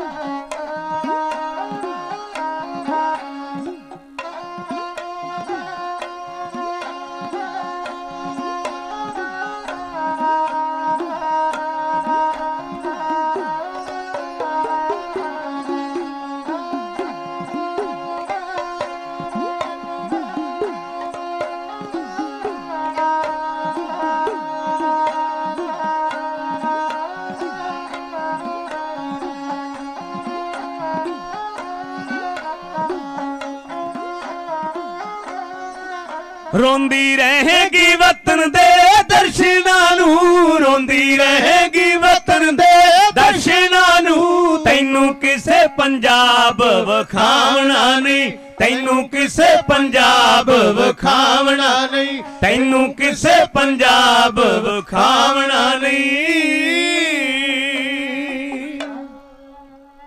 ਇਸ ਕਵਿਤਾ ਵਿੱਚ ਗਿਆਨੀ ਜੀਵਨ ਸਿੰਘ ਨੇ ਇੱਕ ਪੰਕਤੀ ਪਾਈ ਹੈ ਕਿਸੇ ਸਿੱਖ ਨਹੀਂ ਪੁੱਛਣੀ ਬਾਤ ਤੇਰੀ ਆ ਰਣਜੀਤ ਵੀ ਦਰਦ ਵੰਡਾਵਣਾ ਜਦੋਂ ਗੋਹਨਾਲ ਵਿਚਾਰਾਂਗੇ ਰਣਜੀਤ ਨੇ ਤੇ ਦਰਦ ਵੰਡਾਉਣ ਲਈ ਇਸ ਲਈ ਨਹੀਂ ਆਉਣਾ ਕਿਉਂਕਿ ਉਹ ਕਾਲ ਚਲਾਣਾ ਕਰ ਗਏ ਸਿੱਖ ਤਾਂ ਅਜੇ ਜਿਉਂਦੇ ਨੇ ਨਾ ਸਿੱਖ ਨੇ ਬਾਤ ਕਿਉਂ ਨਹੀਂ ਪੁੱਛਣੀ ਗਿਆਨੀ ਜੀਵਨ ਸਿੰਘ ਜੀ ਨੇ ਦੂਰੋਂ ਦੇਸ਼ੀ ਤੋਂ ਕੰਮ ਲਿਆ ਔਰ ਇਹ ਸ਼ਬਦ ਇਸ ਲਈ ਪਾਏ ਵੀ ਸਿੱਖ ਲਾਲਚੀ ਤੇ ਸਵਾਰਥੀ ਹੋ ਗਏ ਜਿਹੜੇ ਬਾਬਾ ਵੀਰ ਸਿੰਘ ਦੇ ਡੇਰੇ ਉੱਤੇ ਬੁੱਤਕੀਆਂ ਦੇ ਕੈਂਠੇ ਦੇ ਲਾਲਚ ਵਿੱਚ ਆ ਕੇ ਤੋਪਾਂ ਦੇ ਗੋਲੇ ਸੁੱਟ ਕੇ ਬਾਬਾ ਜੀ ਨੂੰ ਸ਼ਹੀਦ ਕਰ ਸਕਦੇ ਜਿੰਦਾ ਤੇਰਾ ਦੁੱਖ ਕਿਵੇਂ ਵੰਡਾਉਣਗੇ ਸਵਾਲ ਉੱਠਦਾ ਕਈ ਸਵਾਲ ਕਰਦੇ ਨੇ ਇੰਨੇ ਨਿਦਾਨ ਸਨ, ਇੰਨੇ ਲਾਲਚੀ ਸਨ ਸਿੱਖ, ਇੰਨੇ ਬੇਧਿਆਨੇ ਸਨ ਕਿ ਬਾਬਾ ਜੀ ਦੇ ਡੇਰੇ ਉੱਤੇ ਲਾਲਚ ਵਿੱਚ ਆ ਕੇ ਤੋਪਾਂ ਦੇ ਗੋਲੇ ਚਲਾਏ, ਮਹਾਂਪੁਰਸ਼ਾਂ ਦਾ ਲਿਹਾਜ਼ ਵੀ ਨਹੀਂ ਕੀਤਾ। ਕਿਉਂ ਨਹੀਂ ਮਹਾਰਾਣੀ ਜਿੰਦਾ ਦਾ ਖਬਰਸਾਰ ਲਈ ਸਿੱਖਾਂ ਨੇ? ਲੈਣੀ ਚਾਹੀਦੀ ਸੀ, ਉਹ ਸ਼ੇਰੇ ਪੰਜਾਬ ਦੀ ਮਹਿਬੂਬਾ ਰਾਣੀ ਸੀ। ਸਤਿਕਾਰਯੋਗ ਖਾਲਸਾ ਜੀ, ਮੈਂ ਅੱਜ ਦੀ ਗੱਲ ਕਰਦਾ। ਸਤਿਕਾਰਯੋਗ ਬਾਪੂ ਜੀ ਜਿਹੜੇ ਇਸ ਲਈ ਮਰਨ ਵਰਤ ਤੇ ਬੈਠੇ ਨੇ, ਸੂਰਤਾ ਸਿੰਘ ਜੀ, ਉਹ ਇਸ ਲਈ ਬੈਠੇ ਨੇ ਵੀ ਪੰਜਾਬ ਦੀਆਂ ਤੇ ਬਾਹਰਲੀਆਂ ਜੇਲ੍ਹਾਂ ਵਿੱਚ ਜਿੰਨੇ ਸਿੱਖ ਨੇ, ਜਿਨ੍ਹਾਂ ਨੂੰ ਜਿੰਨੀ ਸਜ਼ਾ ਸੀ ਉਹ ਭੁਗਤ ਚੁੱਕੇ ਨੇ। ਕੁਝ ਐਸੇ ਨੇ ਜਿਨ੍ਹਾਂ ਦੇ ਕੇਸ ਹੀ ਕੋਈ ਨਹੀਂ। ਬੜਾ ਲੰਬਾ ਸਮਾਂ ਹੋ ਗਿਆ ਜੇਲ੍ਹਾਂ ਵਿੱਚ ਬੈਠਿਆਂ ਨੂੰ, ਸਰਕਾਰ ਉਹਨਾਂ ਦੀ ਰਿਹਾਈ ਕਰੇ। ਉਹ ਬੌਰਨ ਵਿੱਚ ਰਹਿਣ ਵਾਲੇ ਜਨ ਵਿਦੇਸ਼ਾਂ ਵਿੱਚ ਰਹਿੰਦੇ ਸੀ, ਉਹਨਾਂ ਦੇ ਸਾਰੇ ਪਰਿਵਾਰ ਵੀ ਬਾਹਰ ਨੇ। ਉਹਨਾਂ ਨੂੰ ਕੀ ਲੋੜ ਸੀ ਪੰਜਾਬ ਦੀ ਧਰਤੀ ਤੇ ਆ ਕੇ ਕੁਝ ਕਰਨ ਲਈ? ਪਰ ਉਹ ਲੋਕਾਂ ਦੀ ਰਿਹਾਈ ਲਈ, ਲੋਕਾਂ ਦੇ ਦੁੱਖ ਨੂੰ ਆਪਣਾ ਸਮਝਦੇ ਹੋਏ ਮਰਨ ਵਰਤ ਤੇ ਬੈਠੇ ਨੇ। ਕੋਈ ਸਰਦਾਰ ਉਹਨਾਂ ਦੀ ਬਾਤ ਪੁੱਛਦਾ ਹੈ? ਕੌਣ ਹੈ ਜਿਹੜਾ ਉੱਥੇ ਜਾ ਕੇ ਉਹਨਾਂ ਦਾ ਪਤਾ ਲੈਣ ਵਾਸਤੇ ਗਿਆ? ਇੱਥੋਂ ਤੱਕ ਵੀ ਅਸੀਂ WhatsApp ਤੇ ਵੀ ਕਦੇ ਉਹਨਾਂ ਨੂੰ ਲੋਕਾਂ ਦੇ ਸਾਹਮਣੇ ਪ੍ਰਗਟ ਕਰਨ ਦੀ ਕੋਸ਼ਿਸ਼ ਨਹੀਂ ਕੀਤੀ ਵੀ ਬਾਪੂ ਸੂਰਤਾ ਸਿੰਘ ਜਿਹੜਾ ਹੈ ਆਪਣੇ ਨਿੱਜ ਸਵਾਰਥ ਲਈ ਨਹੀਂ, ਸਾਡੇ ਆਪਣੇ ਬੱਚੇ ਜੇਲ੍ਹਾਂ ਵਿੱਚ ਬੈਠੇ ਨੇ, ਕੌਮ ਜਿਉਂਦੀ ਹੈ ਪੰਜਾਬ ਦੀ ਧਰਤੀ ਉੱਤੇ, ਕੋਈ ਖਬਰ ਸੈਰ ਲੈਣ ਵਾਲਾ ਨਹੀਂ।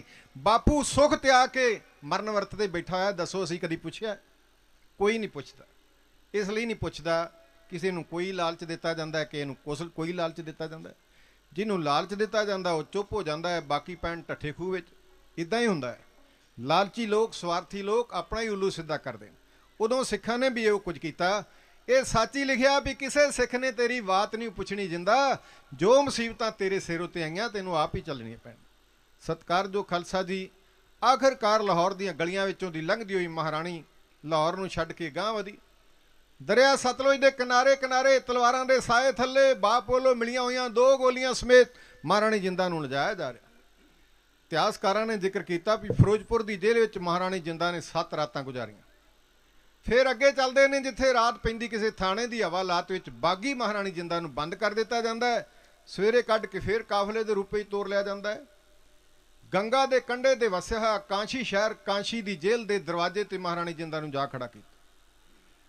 ਜਿੰਦਾ ਨੂੰ ਬੇਪੱਤ ਕਰਨ ਲਈ ਅੰਗਰੇਜ਼ ਹਕੂਮਤ ਨੇ ਹੁਕਮ ਕੀਤਾ ਵੀ ਜਾਮਾ ਤਲਾਸ਼ੀ ਲਈ ਜਾਵੇ। ਬਹਾਨਾ ਸੀ ਜਾਮਾ ਤਲਾਸ਼ੀ ਦਾ। ਜਦੋਂ ਅਸੀਂ ਜਾਮਾ ਤਲਾਸ਼ੀ ਦੇ ਅਰਥ ਕਰਾਂਗੇ, ਜਾਮੇ ਦਾ ਅਰਥ ਹੈ ਬਦਨ ਨੂੰ ਕੱਜਣ ਵਾਲੇ ਕੱਪੜੇ, ਤਲਾਸ਼ੀ ਦਾ ਅਰਥ ਹੈ ਚੈੱਕ ਕਰਨੇ। ਜਾਮਾ ਤਲਾਸ਼ੀ ਅੱਜ ਵੀ ਥਾਣਿਆਂ ਵਿੱਚ ਹਵਾਲਾਤ ਵਿੱਚ ਬੰਦ ਕਰਨ ਤੋਂ ਪਹਿਲਾਂ ਲਈ ਜਾਂਦੀ ਹੈ। ਨੇਫੇ ਫੋੜੇ ਜਾਂਦੇ ਨੇ, ਜੇਬਾਂ ਚੈੱਕ ਕੀਤੀਆਂ ਜਾਂਦੀਆਂ। ਪਰ ਇਹ ਕਿੱਧਰ ਦਾ ਨਿਆਂ ਵੀ ਸਾਰੇ ਕੱਪੜੇ ਕਿਸੇ ਔਰਤ ਦੇ ਉਤਾਰ ਕੇ ਇਹ ਕੋਠੜੀ ਵਿੱਚ ਬੰਦ ਕਰਕੇ ਜਾਮਾ ਤਲਾਸ਼ੀ ਦਾ ਬਹਾਨਾ ਬਣਾ ਕੇ ਉਹਨੂੰ ਬੇਪੱਤ ਕੀਤਾ ਜਾਵੇ, ਉਹਦਾ ਨਰਾਦਰ ਤੇ ਅਪਮਾਨ ਕੀਤਾ ਜਾਵੇ। ਅਸਲ ਵਿੱਚ ਸਿੱਖਾਂ ਦੀ ਗੈਰਤ ਤੇ ਅਣਖ ਪਰਖਣੀ ਚਾਹੁੰਦੇ ਸਨ ਅੰਗਰੇਜ਼ ਵੀ ਸਿੱਖ ਜਿਉਂਦੇ ਕਿ ਮਰ ਚੁੱਕੇ ਨੇ। ਇਹ ਸਰੀਰ ਕਰਕੇ ਜਿਉਂਦੇ ਨੇ, ਆਤਮਿਕ ਤੌਰ ਤੇ ਮਰ ਚੁੱਕੇ ਨੇ। ਜੇ ਮਰੇ ਨਾ ਹੁੰਦੇ ਬਾਬਾ ਜੀ ਦੇ ਡੇਰੇ ਤੇ ਤੋਪਾਂ ਦੇ ਗੋਲੇ ਨਾ ਚਲਾਉਂਦੇ। ਸਤਿਕਾਰਯੋਗ ਖਾਲਸਾ ਜੀ, ਮਹਾਰਾਣੀ ਜਿੰਦਾ ਦੀ ਬੇਪੱਤੀ ਕੀਤੀ ਗਈ। ਜਾਮਾ ਤਲਾਸ਼ੀ ਦਾ ਬਹਾਨਾ ਬਣਾ ਕੇ ਸ਼ੇਰੇ ਪੰਜਾਬ ਦੀ ਮਹਿਬੂਬਾ ਰਾਣੀ ਧਾਈ ਮਾਰ ਕੇ ਰੋਈ। ਜਦੋਂ ਕਿਤੇ ਲਾਹੌਰ ਦੇ ਸ਼ਾਹੀ ਕਿਲੇ ਤੋਂ ਬਾਹਰ ਨਿਕਲਦੀ ਸੀ, ਪਹਿਲੀ ਗੱਲ ਤਾਂ ਲਾਹੌਰ ਵਿੱਚ ਕੋਈ ਬੰਦਾ ਐਸਾ ਨਹੀਂ ਸੀ ਜਿਹਦੇ ਬਦਨ ਨੂੰ ਪਾਏ ਹੋਏ ਕੱਪੜਿਆਂ ਨੂੰ ਟਾਕੀ ਲੱਗੀ ਹੋਵੇ। ਅਗਰ ਜੇ ਕਿਸੇ ਹੋਰ ਸਟੇਟ ਵਿੱਚੋਂ ਆਏ ਹੋਏ ਮੰਗਤੇ ਨੂੰ ਮਹਾਰਾਣੀ ਜਿੰਦਾ ਵੇਖਦੀ ਸੀ ਤੇ ਬਦਨ ਤੇ ਪਾਉਣ ਵਾਲੇ ਕੱਪੜਿਆਂ ਦੇ ਥਾਨਾਂ ਦੇ ਥਾਨ ਲੈ ਦਿੰਦੀ ਸੀ। ਉਹਦਾ ਅਪਮਾਨ ਕੀਤਾ ਗਿਆ। ਉਹਦੇ ਸਾਰੇ ਕੱਪੜੇ ਲਾ ਕੇ ਉਹਦੀ ਗੈਰਤ ਤੇ ਅਣਖ ਨੂੰ ਅਜਮਾਇਆ ਗਿਆ। ਆਖਿਰਕਾਰ ਕੁਝ ਸਮਾਂ ਕਾਂਚੀ ਦੀ ਜੇਲ੍ਹ ਵਿੱਚ ਗੁਜ਼ਾਰਨ ਤੋਂ ਬਾਅਦ ਮਹਾਰਾਣੀ ਜਿੰਦਾ ਨੂੰ ਇੱਥੋਂ ਵੀ ਕੱਢਿਆ, ਚਨਾਰ ਦੇ ਕਿਲੇ ਵਿੱਚ ਜਾ ਬੰਦ ਕੀਤਾ 6 ਅਪ੍ਰੈਲ 1849 ਈਸਵੀ ਨੂੰ। ਮਜ਼ਮੂਨ ਬੜਾ ਲੰਬਾ ਹੈ, ਵਕਤ ਤੇਜ਼ੀ ਨਾਲ ਖਾਤਮੇ ਵੱਲੇ ਵੱਧਦਾ ਜਾਂਦਾ ਹੈ। ਇਸ ਕਰਕੇ 1-2 ਨਜ਼ਮਾਂ ਆਪ ਜੀ ਨਾਲ ਸਾਂਝੀਆਂ ਕਰਕੇ ਆਪ ਜੀ ਤੋਂ ਆਗਿਆ ਲਵਾਂਗੇ। ਚਨਾਰ ਦੇ ਕਿਲੇ ਵਿੱਚ 6 ਅਪ੍ਰੈਲ 1849 ਈਸਵੀ ਨੂੰ ਮਹਾਰਾਣੀ ਜਿੰਦਾ ਨੂੰ ਬੰਦ ਕਰ ਦਿੱਤਾ।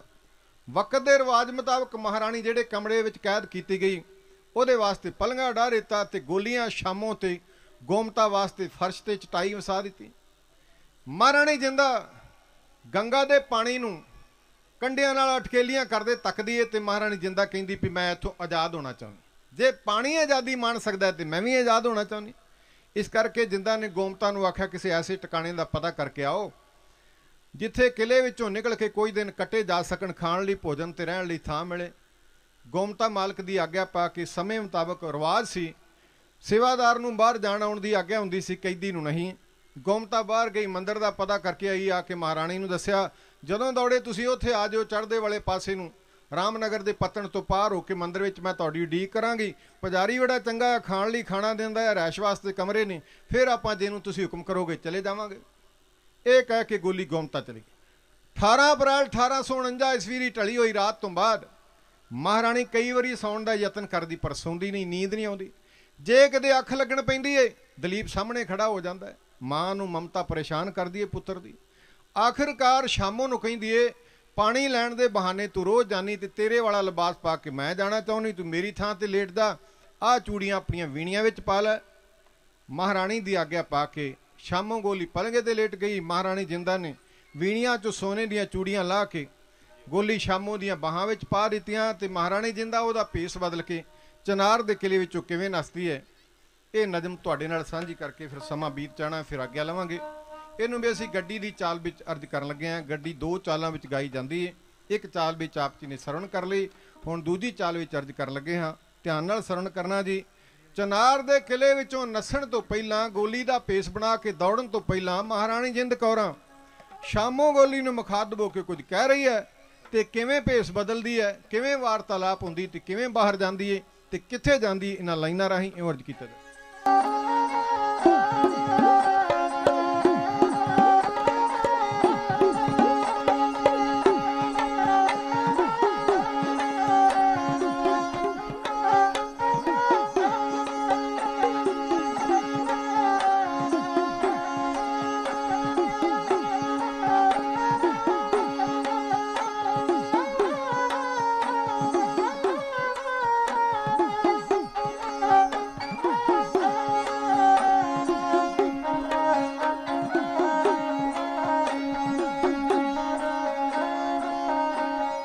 ਆਜ਼ਾਦੀ ਵਿੱਚ ਕਿਸੇ ਨੂੰ ਤੰਗੀ ਨਹੀਂ ਹੁੰਦੀ, ਗੁਲਾਮੀ ਖੁਸ਼ੀ ਦੇ ਰੰਗਾਂ ਵਿੱਚ ਰੰਗੀ ਨਹੀਂ ਹੁੰਦੀ। ਗੁਲਾਮ ਮਨੁੱਖ ਦੀ ਵੀ ਕੀ ਜ਼ਿੰਦਗੀ ਏ, ਗੁਲਾਮੀ ਤਾਂ ਵੀਰੋ ਰੱਬ ਦੀ ਵੀ ਚੰਗੀ ਨਹੀਂ ਹੁੰਦੀ। ਪਾਵੀ ਅਰਸ਼ ਤੋਂ ਫਰਸ਼ ਤੇ ਸੁੱਟ ਦਿੰਦੀ, ਭਾਵੇਂ ਸ਼ਾਹਾਂ ਦਾ ਸ਼ਾਹ ਸਰਕੋਪ ਹੋਵੇ, ਸੰਗੀ ਸਾਥੀ ਵੀ ਛੱਡ ਦੇ ਸਾਥ ਸਾਰੇ। ਹੋਣੀ ਬਿਲਿਆ ਜਦੋਂ ਕਰੋਪ ਹੋਵੇ, ਹੋਣੀ ਬਿਲਿਆ ਜਦੋਂ ਕਰੋਪ ਹੋਵੇ।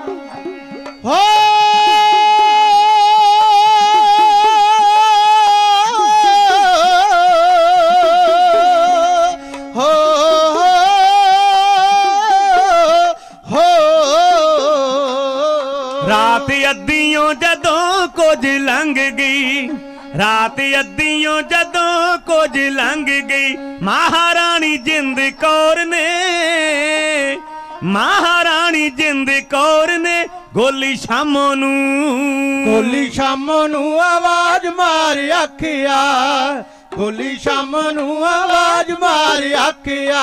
ਛੇਤੀ ਉੱਠ ਭੈਣੇ ਮੇਰੀਏ, ਛੇਤੀ ਉੱਠ ਭੈਣੇ ਮੇਰੀਏ, ਹੁਣ ਮੈਂ ਚੱਲੀ ਹਾਂ, ਹੁਣ ਮੈਂ ਚੱਲੀ ਹਾਂ ਕਿਲੇ ਨੂੰ ਛੱਡ ਕੇ, ਹੁਣ ਮੈਂ ਚੱਲੀ ਹਾਂ ਕਿਲੇ ਨੂੰ ਛੱਡ ਕੇ। ਨੀ ਗੱਲਾਂ ਰੱਖੀ ਯਾਦ ਮੇਰੀਆਂ, ਗੱਲਾਂ ਰੱਖੀ ਯਾਦ ਮੇਰੀਆਂ, ਦੇ ਦੇ ਧਮਕੀਆਂ, ਦੇ ਦੇ ਧਮਕੀਆਂ,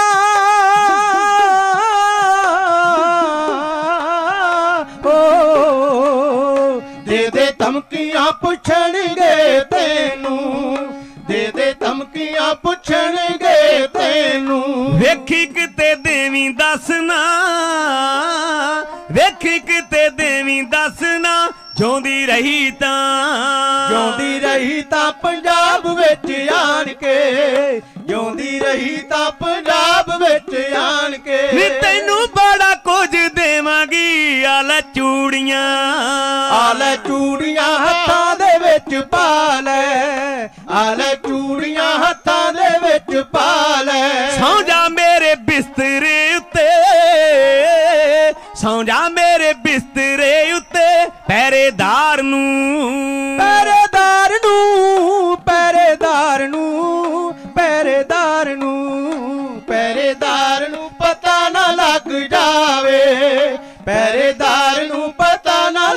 ਜਾਵੇ। ਨੀ ਬਾਹਾਂ ਕੁਝ ਰੱਖੀ ਨੰਗੀਆਂ, ਬਾਹਾਂ ਕੁਝ ਰੱਖੀ ਨੰਗੀਆਂ, ਇੰਨੀ ਆਖ ਕੇ, ਇੰਨੀ ਆਖ ਕੇ ਬਦਲ ਲੈ ਕੱਪੜੇ, ਇੰਨੀ ਆਖ ਕੇ ਬਦਲ ਲੈ ਕੱਪੜੇ। ਮਹਾਰਾਣੀ ਜਿੰਦ ਕੌਰ ਨੇ, ਮਹਾਰਾਣੀ ਜਿੰਦ ਕੌਰ ਨੇ ਛਾਪਾਂ ਛੱਲੇ ਵੀ, ਛਾਪਾਂ ਛੱਲੇ ਵੀ ਲਪੇਟ ਵਿੱਚ ਟਾਕੀ ਦੇ, ਛਾਪਾਂ ਛੱਲੇ ਵੀ ਲਪੇਟ ਵਿੱਚ ਟਾਕੀ ਦੇ। ਲੱਕ ਨਾਲ ਬੱਦੇ ਘੁੱਟ ਕੇ, ਲੱਕ ਨਾਲ ਬੱਦੇ ਘੁੱਟ ਕੇ ਖੋਲ ਮੀਡੀਆਂ, ਖੋਲ ਮੀਡੀਆਂ ਤੇ ਵਾਲ ਖਲਾਰ ਲੈ, ਖੋਲ ਮੀਡੀਆਂ ਤੇ ਵਾਲ ਖਲਾਰ ਲੈ। ਠਿੱਬੀ ਜੁੱਤੀ ਪੈਰੀ ਪਾਏ ਕੇ, ਠਿੱਬੀ ਜੁੱਤੀ ਪੈਰੀ ਪਾਏ ਕੇ ਚੁੱਕ ਗਾਗਰ, ਚੁੱਕ ਗਾਗਰ ਬਾਹਰ ਨੂੰ ਤੁਰ ਪਿਓ, ਚੁੱਕ ਗਾਗਰ ਬਾਹਰ ਨੂੰ ਤੁਰ ਪਈ, ਚੁੱਕ ਗਾਗਰ ਹੋ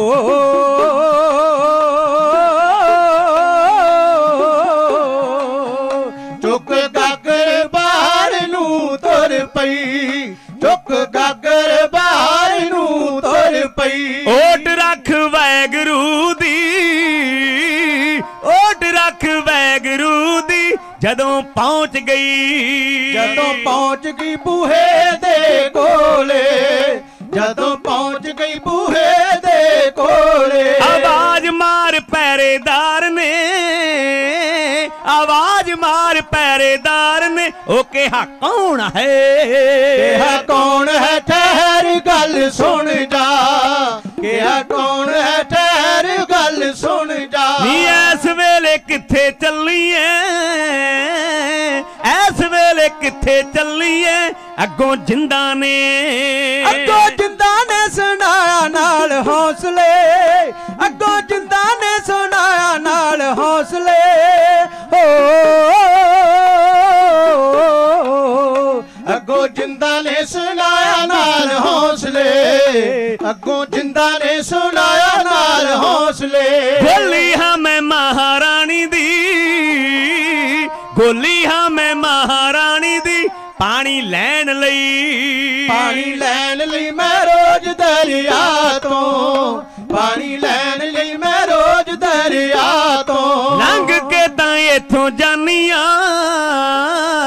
ਲੰਘ ਕੇ ਤਾਂ ਇੱਥੋਂ ਜਾਨੀਆਂ, ਪਹਿਰੇਦਾਰ ਨੇ, ਪਹਿਰੇਦਾਰ ਨੇ ਸਮਝ ਗੋਲੀ ਸ਼ਾਮੋ, ਪਹਿਰੇਦਾਰ ਨੇ ਸਮਝ ਗੋਲੀ ਸ਼ਾਮੋ। ਉਹ ਬਾਹਰ ਕੱਢੀ ਬੂਹਾ ਖੋਲ ਕੇ, ਉਹ ਬਾਹਰ ਕੱਢੀ ਬੂਹਾ ਖੋਲ ਕੇ ਥੋੜੀ ਦੂਰ ਜਾ, ਥੋੜੀ ਦੂਰ ਜਾ ਡਿੱਠਾ ਮਹਾਰਾਣੀ ਨੇ, ਥੋੜੀ ਦੂਰ ਜਾ ਡਿੱਠਾ ਮਹਾਰਾਣੀ ਨੇ।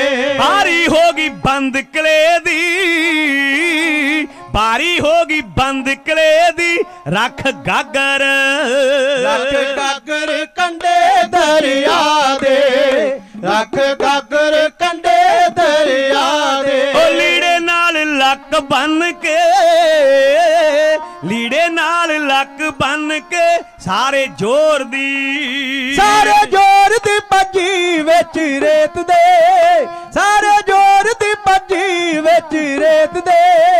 ਹੋ ਸਾਰੇ ਜ਼ੋਰ ਦੀ ਭੱਜੀ ਵਿੱਚ ਰੇਤ ਦੇ, ਸਾਰੇ ਜ਼ੋਰ ਦੀ ਭੱਜੀ ਵਿੱਚ ਰੇਤ ਦੇ।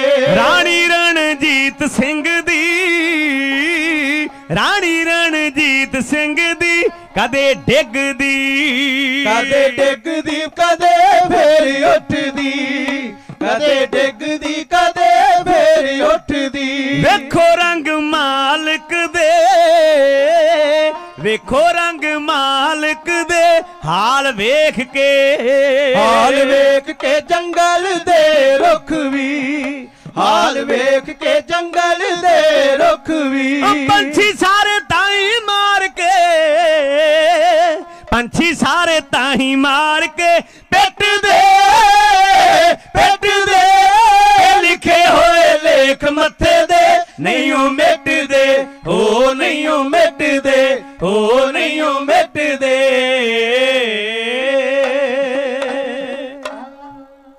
ਮਹਾਰਾਣੀ ਜਿੰਦਾ ਪਲੰਗੇ ਤੋਂ ਉੱਠੀ, ਪਲੰਗੇ ਦੀਆਂ ਬਾਹੀਂ ਫੜ ਕੇ ਫਰਸ਼ ਤੇ ਲੇਟੀ ਹੋਈ ਸ਼ਾਮੋਂ ਗੋਲੀ ਨੂੰ ਆਵਾਜ਼ ਮਾਰ ਕੇ ਆਖਿਆ, ਭੈਣੇ ਮੇਰੀ ਆਤਮਾ ਨਹੀਂ ਟਿਕਦੀ, ਅੱਖ ਨਹੀਂ ਲੱਗਦੀ, ਜੇ ਬਿੰਦ ਕੱਖ ਲੱਗਦੀ ਏ ਤੇ ਦਲੀਪ ਸਾਹਮਣੇ ਆਣ ਖੜਾ ਹੁੰਦਾ ਹੈ, ਅੱਖ ਖੋਲਦੀ ਬਾਰ-ਬਾਰ ਭੁਲੇਖੇ ਪੈਂਦੇ, ਮੇਰੀ ਆਤਮਾ ਪੰਜਾਬ ਜਾਣਾ ਚਾਹੁੰਦੀ, ਮੇਰੀ ਇਮਦਾਦ ਕਰ, ਜੇ ਮੈਂ ਚਲੀ ਗਈ ਪੰਜਾਬ ਤੇ ਸਾਰੀਆਂ ਹੀ ਕਸਰਾਂ ਕੱਢ ਦੇਵਾਂਗੀ, ਮੈਂ ਨੱਸਣਾ ਚਾਹੁੰਦੀ ਕਿਲੇ ਵਿੱਚੋਂ, ਕੀ ਕਰਾਂ ਮਹਾਰਾਣੀ ਜੀ। ਗੋਲੀ ਨੇ ਹੱਥ ਜੋੜ ਕੇ ਆਖਿਆ। ਮਹਾਰਾਣੀ ਜਿੰਦਾ ਕਹਿਣ ਲੱਗੀ, ਮੇਰੇ ਵਾਲੇ ਥਾਂ ਤੇ ਪਲੰਗੇ ਤੇ ਲੇਟ ਜਾ, ਤੇਰੇ ਵਾਲਾ ਲਿਬਾਸ ਬਣਾ ਕੇ ਪਾਣੀ ਲੈਣ ਦੇ ਬਹਾਨੇ ਮੈਂ ਕਿਲੇ ਵਿੱਚੋਂ ਨੱਸਣਾ ਚਾਹੁੰਦੀ। ਯਾਦ ਰੱਖਣਾ, ਅਜੋਕੇ ਸਮੇਂ ਵਿੱਚ ਇੱਕ ਪਿੰਡ ਦਾ ਚੱਕਰ ਲਾ ਕੇ ਤਜਰਬਾ ਕੀਤਾ ਜਾਵੇ ਤੇ ਪੂਰੇ ਪਿੰਡ ਵਿੱਚੋਂ ਸ਼ਾਇਦ ਹੀ ਇਹ 4 ਬੀਬੀਆਂ ਜਿਹੜੀਆਂ ਨਿਤਨੇਮ ਕਰਦੀਆਂ ਹੋਣ, ਬਾਕੀ ਸਾਰੀਆਂ ਟੀਵੀ ਅੱਗੋਂ ਨਹੀਂ ਉੱਠਦੀਆਂ। ਮਹਾਰਾਣੀ ਜਿੰਦ ਕੌਰਾਂ ਸ਼ਾਹੀ ਘਰਾਣੇ ਵਿੱਚ ਪੈਦਾ ਹੋਈ ਤੇ ਸ਼ੇਰੇ ਪੰਜਾਬ ਦੀ ਸਾਰਿਆਂ ਤੋਂ ਛੋਟੀ ਰਾਣੀ, ਪਰ ਨਿਤਨੇਮ ਕਦੇ ਨਹੀਂ ਵਿਸਾਰਿਆ। ਅੰਮ੍ਰਿਤ ਵੇਲੇ ਉੱਠਦੀ ਹੈ, ਸਣ ਕੇਸੀ ਇਸ਼ਨਾਨ ਕਰਕੇ ਗੁਰੂ ਕੀ ਬਾਣੀ ਪੜ੍ਹਦੀ, ਲਾਹੌਰ ਦੇ ਸ਼ਾਹੀ ਕਿਲੇ ਵਿੱਚ ਵੀ ਬਾਣੀ ਪੜ੍ਹਦੀ ਹੈ ਤੇ ਚਨਾਰ ਦੇ ਕਿਲੇ ਵਿੱਚ ਵੀ ਬਾਣੀ ਪੜ੍ਹਦੀ, ਕੈਦੀਆਂ ਦੇ ਰੂਪ ਵਿੱਚ ਵੀ ਬਾਣੀ ਪੜ੍ਹਦੀ। ਸ਼ਾਮੋਂ ਗੰਗਾ ਤੋਂ ਗਾਗਰ ਭਰ ਕੇ ਲਿਆਉਂਦੀ ਏ ਪਾਣੀ ਦੀ, ਮਹਾਰਾਣੀ ਜਿੰਦਾ ਸਣ ਕੇਸੀ ਇਸ਼ਨਾਨ ਕਰਕੇ ਨਿਰੰਕਾਰ ਦੀ ਯਾਦ ਵਿੱਚ ਜੁੜਦੀ ਬਾਣੀ ਪੜ੍ਹਦੀ। ਬਹਾਨਾ ਬਣਾ ਕੇ ਗੋਲੀ ਦਾ ਮਹਾਰਾਣੀ ਨਿਕਲਣਾ ਚਾਹੁੰਦੀ ਏ, ਕੀ ਕਰਾਂ ਮੇਰੀ ਮਾਲਕਣ।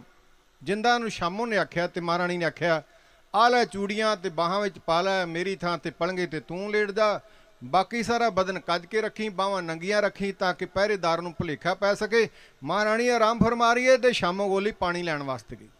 ਪਹਿਰੇਦਾਰ ਸਾਹਿਬ ਅੱਛਾ ਦੀ ਆਵਾਜ਼ ਦੇ ਕੇ ਨਾਲ ਦੀਵਾਰ ਦੇ ਚੱਕਰ ਲਾਉਣ ਵਾਸਤੇ ਗਿਆ, ਉਹਦੇ ਆਉਣ ਤੋਂ ਪਹਿਲਾਂ ਆਪਣਾ ਕੱਪੜੇ ਬਦਲ ਲਈਏ।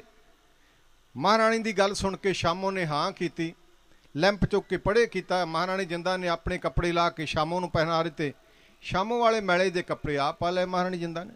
ਸ਼ਾਮੋਂ ਲੇਟ ਗਈ ਪਲੰਗੇ ਤੇ, ਵੀਣੀਆਂ ਵਿੱਚ ਪਾ ਲੀਆਂ ਚੂੜੀਆਂ ਸੋਨੇ ਦੀਆਂ, ਬਾਹਾਂ ਰੱਖ ਲੀਆਂ ਨੰਗੀਆਂ। ਮਹਾਰਾਣੀ ਜਿੰਦਾ ਠਿੱਬੀ ਜੁੱਤੀ ਪਾ ਕੇ, ਮੈਲੇ ਕੱਪੜੇ ਪਾ ਕੇ, ਵਾਲ ਖੁੱਲੇ ਛੱਡ ਕੇ, ਪਾਟੀ ਜੀ ਚੁੰਨੀ ਸਿਰ ਤੇ ਲੈ ਕੇ, ਢੱਕ ਕੇ ਗਾਗਰ ਲਾ ਕੇ ਜਦੋਂ ਤੁਰਨ ਲੱਗੀ ਨਾ, ਸ਼ਾਮੋਂ ਨੇ ਵੇਖ ਕੇ ਆਖਿਆ, ਮਹਾਰਾਣੀ ਜੀ ਤੁਸੀਂ ਪਕੜੇ ਜਾਓਗੇ। ਮਹਾਰਾਣੀ ਨੇ ਆਖਿਆ, ਕਿਵੇਂ।